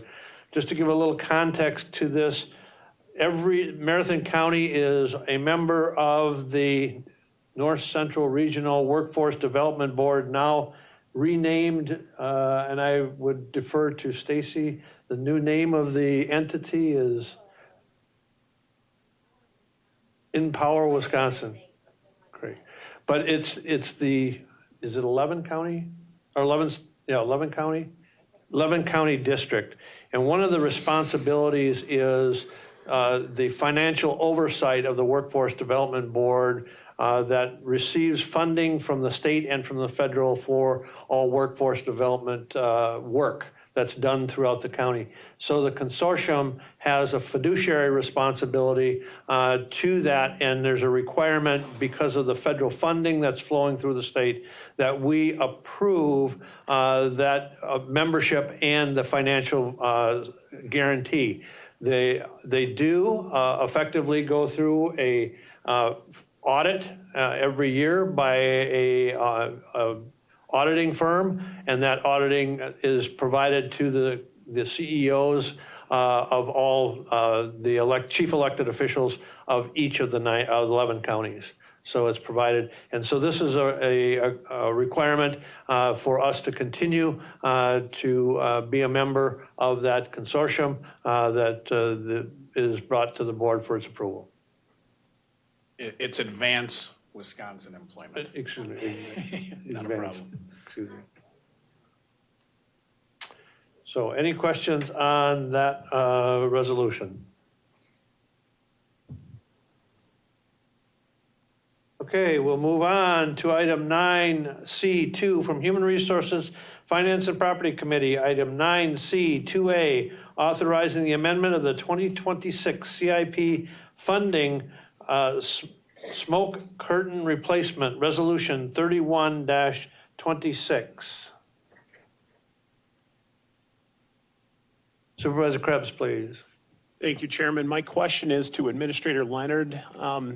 Can you help me understand? It sounds like we are having problems with these smoke curtains well within the beginning of the warranty period, and it sounds like those issues may not have been resolved. Have we looked at any legal action where we could potentially be recouping some of these costs? Chris is in the back and he can take the specifics of the challenges we've been having with them. In short answer, yes, we continue to evaluate that. Our initial evaluation is we're likely not in a position to have a warranty claim in light of the fact that, and again, Chris, keep me honest here, but the problems we've been having, they would be rectified and then we'd have additional problems. But suffice to say, if we could go back and let's try a redo on which ones we're gonna buy, these would not have been the ones we would pick.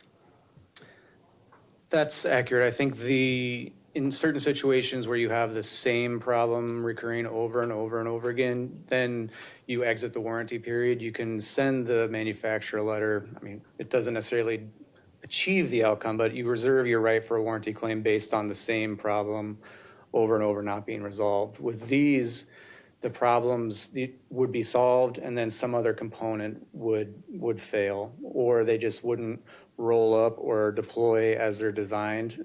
So it's just been the scope of the problems have been varied, and the warranty itself is fairly weak reading through it. It's really a 1.5-page document. It even leaves a determination of is it functioning or not up to the manufacturer, not the end user.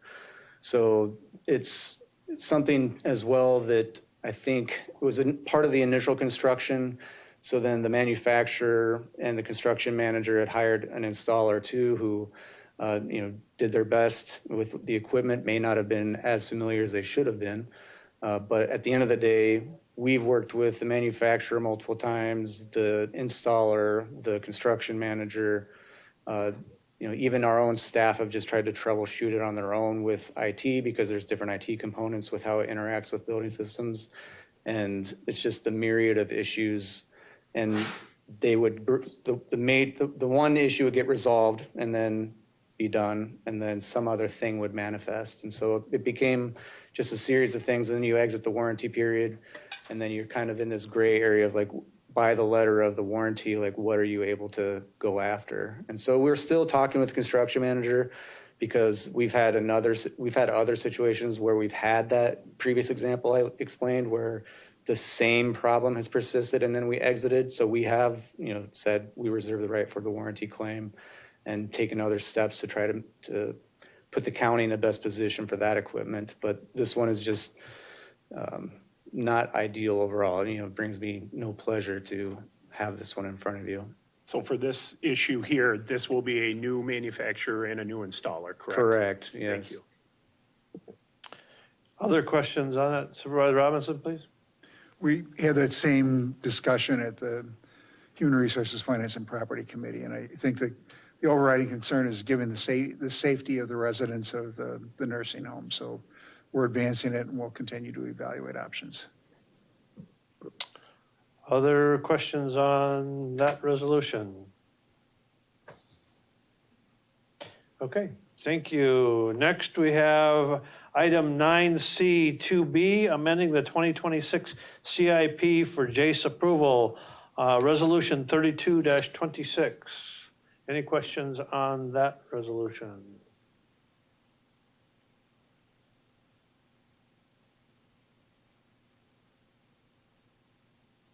All right, moving on to item 9C2C, a resolution authorizing the temporary lease of a facility space to the Small Business Administration for a business recovery center, resolution R-33-26. Any questions?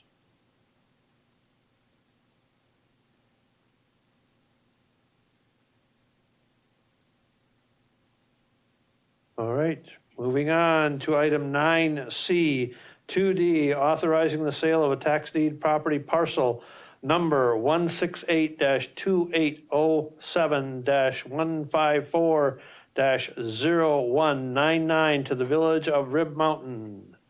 Any questions on that resolution? It was brought to not only HR Finance's attention, but also another supervisor brought to our attention that the name in the appraisal is wrong. It's not Huntingbird Road, it's Hummingbird Road. And so that was discussed as to whether or not that's problematic, and that was a typo. And so does not affect the actual appraisal. The appraisal was of the appropriate property, and the HR Finance Committee approved it unanimously. Any other discussion? All right, moving on to item 9C, 2E from the E is an extension of the reduced landfill tipping fees for those impacted by the April 13th through the 18th severe weather. This is slated for action to be taken and voted on by the committee. And I'd offer up maybe a little bit of an explanation by the administrator, if you would. I think you have a motion and a second. We have a motion by Supervisor Mask and a second by Supervisor Krebs. All right, thank you, Mr. Chair. So there's a memo in your packet. It's actually on page 100. I can get us there real quickly.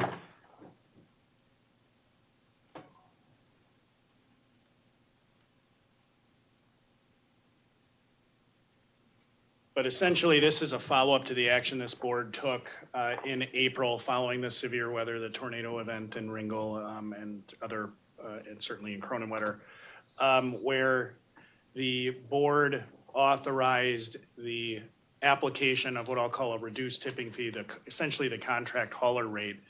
That was time limited. That was, the board's action was time limited to coincide with the action taken by the state through the governor's declaration. That declaration would end yesterday, the end of business yesterday. The request that was taken up by the Solid Waste Management Board to essentially extend that for another 45 days was their recommendation. That does not extend to the state reduction that was provided. So collecting that additional $13.10 that we're required to remit to the state would take place under the recommendation from the Solid Waste Management Board.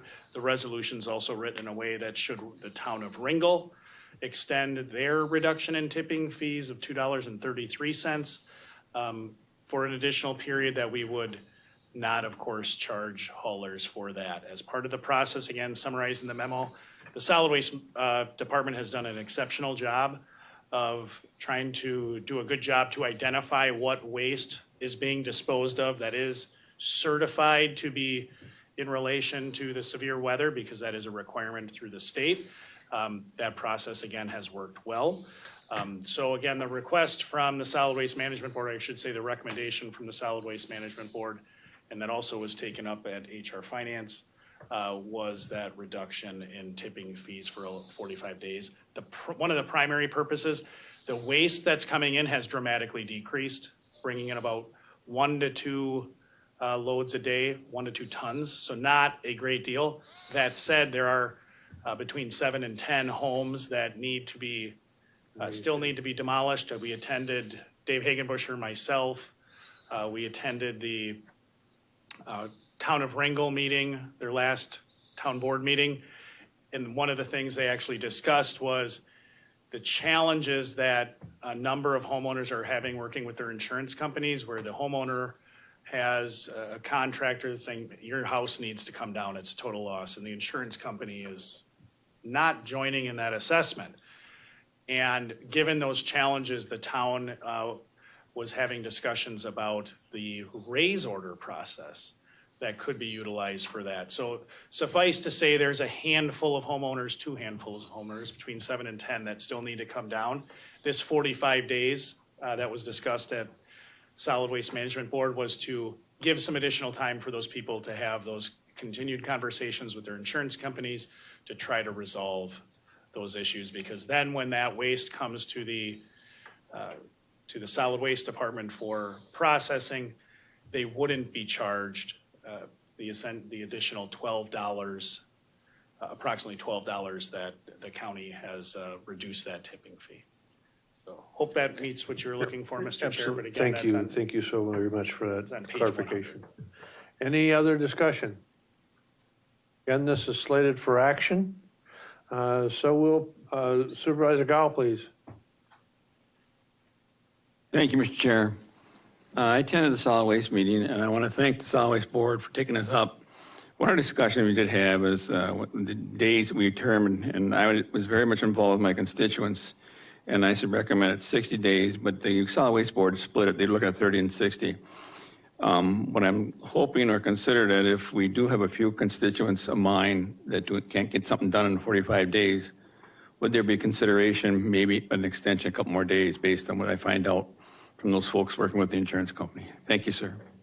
Thank you. Any other discussion? All right, seeing none, we'll proceed to vote.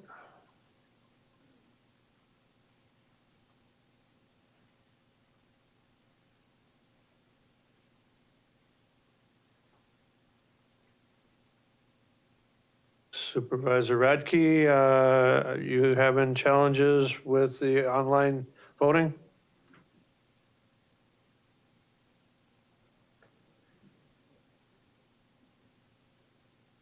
Supervisor Radke, are you on mute?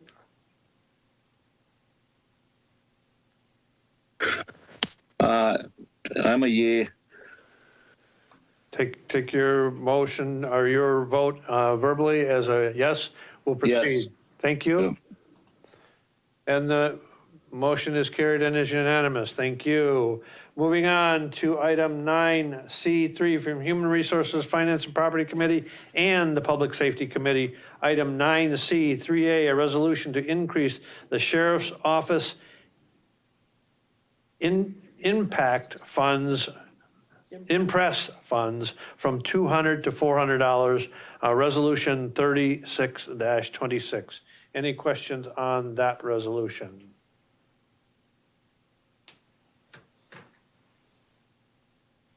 All right, moving on to item 9C, 3B, a request to unfreeze 3 FTE correctional officer positions. Resolution 37-26. Any questions? Supervisor Poole first. Thank you, Chair Gibbs. Just a couple questions on this, and I think if these positions, they are important to operations, we should unfreeze them. However, want some funding clarification on this. To frame it from my point of view, in the budget the last budget, staff received a significant pay increase. And to offset that, there were 15 positions that were frozen to help do that. I think this was an important part of the budget agreement, and in fairness to taxpayers, I don't think the funding should now be switched over to a property tax increase on them. The funding should come to be savings within the personnel budget to keep the integrity of the agreement we had. And I understand that the resolution implies that this will be funded through overtime savings in the personnel budget. However, I don't see specifically where that's required. And from the HR committee meeting last time, or HR and Finance Committee meeting last week, it looks like that these positions will be funded internally. But the question is, I want to verify that that's correct, but is that just for this year? Or is that going to be able to be funded within the department's existing personnel budget going into the future as well? Or is that going to switch over to being levy tax increase or property tax increase? Or is that going to be part of our budget discussion coming up? And also, I'm unclear on the rules when it comes to freezing and unfreezing. In the position in the statement that this does not require a budget amendment, I can see that in two ways. One would be, that any budget agreement has to be approved, but this one doesn't have to be because it's already internally being paid for funds that are within the sheriff's department. Or I don't know if, because the freezing and unfreezing, before this, these positions were frozen, they were paid for the tax levy. So I don't know if the rules mean if we vote that these become unfrozen, it automatically goes back to that previous state funding source, or is that something we still have to vote on if it's, funding? That's basically what I have. Thank you. Administrator Leonard, please. Thank you. All good questions, so I hope to hit a number of those. The short explanation is you are correct that this is being funded internally within the personnel budget. In fact, if you don't unfreeze these positions and we continue these people in the hiring process, it will cost us more money because overtime is more expensive, particularly when one of the challenges we have in the sheriff's office is, one of the strategies, credit to the sheriff, and I see Deb and Lucas are in the back from the jail. They've done a great job of managing being short-staffed. The great news is that with the compensation changes we made as part of the budget and the implementation of the structured range system, we've seen a real positive change in terms of our ability to retain and recruit. Still have some work to do. But we have people in the hiring process that if we aren't able to bring on, the recruiting and training period can be up to 22 weeks. Keep me honest, Chad. I see him giving me the thumbs up. So it's a long time, and it's a significant investment to get those people in. But the resolution before you is, to your point, it's not a budget amendment because as part of the budgeting process, when we froze positions, when I recommended freezing positions, they were really one of two varieties. To your point, there was the positions that we did not fund and froze that were a part of making the budget balance, and there were a number of them. That was one variety. That was the significant majority variety. There was another, being honest with the board, as part of the budgeting process, we had struggled recruiting and corrections. And we budgeted, the freezing of those positions was more of a recognition of, we're gonna budget more for overtime with the hope that with these changes, we'll see improved retention, improved recruiting, and then we'll come back to the board to update those things. So that's why it's not a budget amendment. It's saying that specifically because as part of the board rules, we need to provide a fiscal note to each resolution, and if it's a budget amendment, that requires a 2/3 vote. So it's, again, just a transparency function. In terms of why the process is to come to you, if it's not, a budget amendment isn't needed, and if that's not needed, why is the board being asked to take action on unfreezing these positions? I'll be very transparent with you. I made up the freezing rule and the process that I was gonna use to unfreeze a position, and I wrote it in the budget message. I said in the budget message, I will not approve the filling of any of these frozen positions without getting board approval.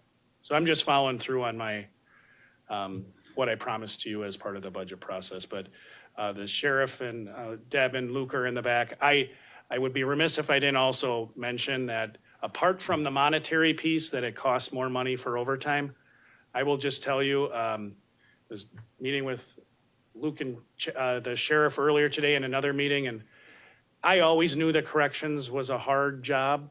I thought I knew, and I thought I appreciated it. They really do have a very challenging job. Physically, they're wearing Fitbits, Luke told me this morning, 10 miles a day on concrete. It's a hard job. And when you're being asked to work overtime because we don't have enough other people, it makes a hard job even more challenging. So this is important not only from a fiscal standpoint, which as your administrator is really important to me, but also I think from a staff morale standpoint, it's really good that we're seeing that we have improved retention and we have improved recruiting, bringing these people on and getting them into that very long training program. And it's long for a good reason. That's an important job in the corrections in our jail. I think it's really important. So if, I don't know if the sheriff or Luke want to add anything, but I hope I answered all of your questions, Supervisor Poole. Thank you, Administrator Leonard. Supervisor Rosenberg, please. I think Supervisor Poole and Administrator Leonard have covered my questions. I just want to thank you for very thorough questions. And it's a philosophy thing that we froze these positions. It's not a rule that we have. It's you. Yeah. Okay, thanks. I made it up. Supervisor Schoenbart, please. Thank you, Mr. Chair. Here I got one quick question, and this is what really, when I looked at the health insurance and the HRA contribution and dental insurance, and we're over around $31,000. I guess I'm just floored by the amount of that, because that's personally 1/3 of what their salary is. And it's just like, I just would like to have a little more explanation. I mean, I know insurance is not cheap, because I was self-employed, but it's like, wow, that's a number that's astronomical. If I could just get a little more, I mean, is that state funded, or is that just, do we shop? I mean, that number at 29, almost $30,000 for insurance per year, that's crazy. Yeah, that's a great question. We do shop insurance. I will say, and as part of the budgeting process, we'll get more into that. What is on there to show you the cost? Whenever we bring anything to the board, we don't, we put it at family insurance, which is the most expensive, so that, I mean, if we have a fair number of people who don't take insurance, we have a fair number who take single insurance, and then we have people that take single plus one. All those plans are cheaper than the family, so what you see on there is the highest cost. The additional costs, with some of the recent legislation, correctional officers have the ability to, they certainly have the same WRS contributions that local government employees have. So yeah, in short, it's expensive. That's why when we are talking about Budget 101 next week at your board meeting, and we do that overview, one of the things we talk about is how best to manage the cost of health insurance. Spot on. And just to be clear, that's the total cost. Part of that cost is shared by the employee. Supervisor Dickinson, please. All right, thank you, Mr. Chair. So the question is, when would they be filled? And when would they start getting paid? And would there be overlap between the OT of current personnel and the pay of these persons? Great question. I don't know, Chad, if you want to talk to, or Sheriff Billup, if you want to talk to where you know these people are in the hiring process. I just know that hiring process and that onboarding process is a long one. And I think your point about would there be overlap, the short answer is certainly, because of that state mandated certification and training process. But I'll let the sheriff speak to that more in detail. Thank you. Sure, thank you for the question. If these positions were approved tonight, based upon the number of openings that we currently have, which is I think 1 or 2, we don't have many right now. If we have people who we've already interviewed, we would have to move them to the next phase, which would be background investigation, psychological, physical. So you're probably looking at close to another 3 weeks to a month before one of those people that you approve tonight could even be brought in and start the process of the onboarding, the training, and then the academy. So there will be a delay there. Will there be an overlap with some overtime cost yet? Absolutely, because while these people are training, they're not fully able to go and work on their own. So there will be a crossover there, but remember that right now, today, we have a number of people who are currently in that training period. As they come off of that training, that eliminates the overtime need. So there is always this influx, this back and forth that happens when you're working with or dealing with a workforce that is this large. It's our biggest division at the sheriff's office. So there will be some back and forth with that. Couple follow-ups if I could. Go ahead, please. Is the cost considered in the resolution, that overlap? Probably not, because we don't know the exact, right, like weeks. Yeah, I don't believe it's factored in there. I think that factor is just factored as the I'll just call it the worst-case scenario, what the highest cost potential would be. Okay, so two more questions. One question, one comment. Has there been recruitment for these positions already, or are these people who are kind of have already applied like over the past months? Or because we eliminated these positions and I was a little confused. I thought it sounded like we were still recruiting, but maybe we're recruiting for current positions. Can you clarify that? We are always recruiting. Whether it's deputy or jail or 911 dispatcher, we have an open recruitment because what our workforce looks like, it ebbs and flows and changes constantly. That unfortunately is public safety right now. I don't care where you go in the state or the country, that is a recurring thing. So what we try our best to do is have what we call an eligibility list. So if we find good candidates and we can get them an interview, they're kind of in a hold pattern until the green light comes that we can then move them in so that they're not getting picked up by other agencies before us. Okay, fair enough. And the last one was, I tend to be someone who says pay less people more. And so the question was, about the need. Are the people who are getting paid the overtime, are they fatigued? I mean, are they saying, I don't want overtime? I know a lot of people do like overtime. They can fit it in their schedule. So I'm trying to figure out the balance there between the fatigue of overtime and the need and that. Maybe you can comment on that. It used to be that when overtime was available, people would, I want to make sure I use the right word here. Aggressive is probably not the right word, but they were eager to take the overtime. Sure. We are now at a point where our staff are wore out, they're fatigued, they're tired, and we're now forcing people in or forcing them in on their off days or forcing them to stay over when they've already worked a 12-hour shift. So their safety and their health is absolutely one of our concerns, as Administrator Leonard identified. Okay, thank you. Fair enough. Appreciate it. Supervisor Mask, please. Thank you, Chair. I would suggest that anyone that has any issues with people that work in our jail should take a tour of the jail and talk to the people who are working there. What they deal with these inmates is incredible. I could not do it. You have to be a psychiatrist, a psychologist, and everything else in between to deal with these people. They are in danger every day.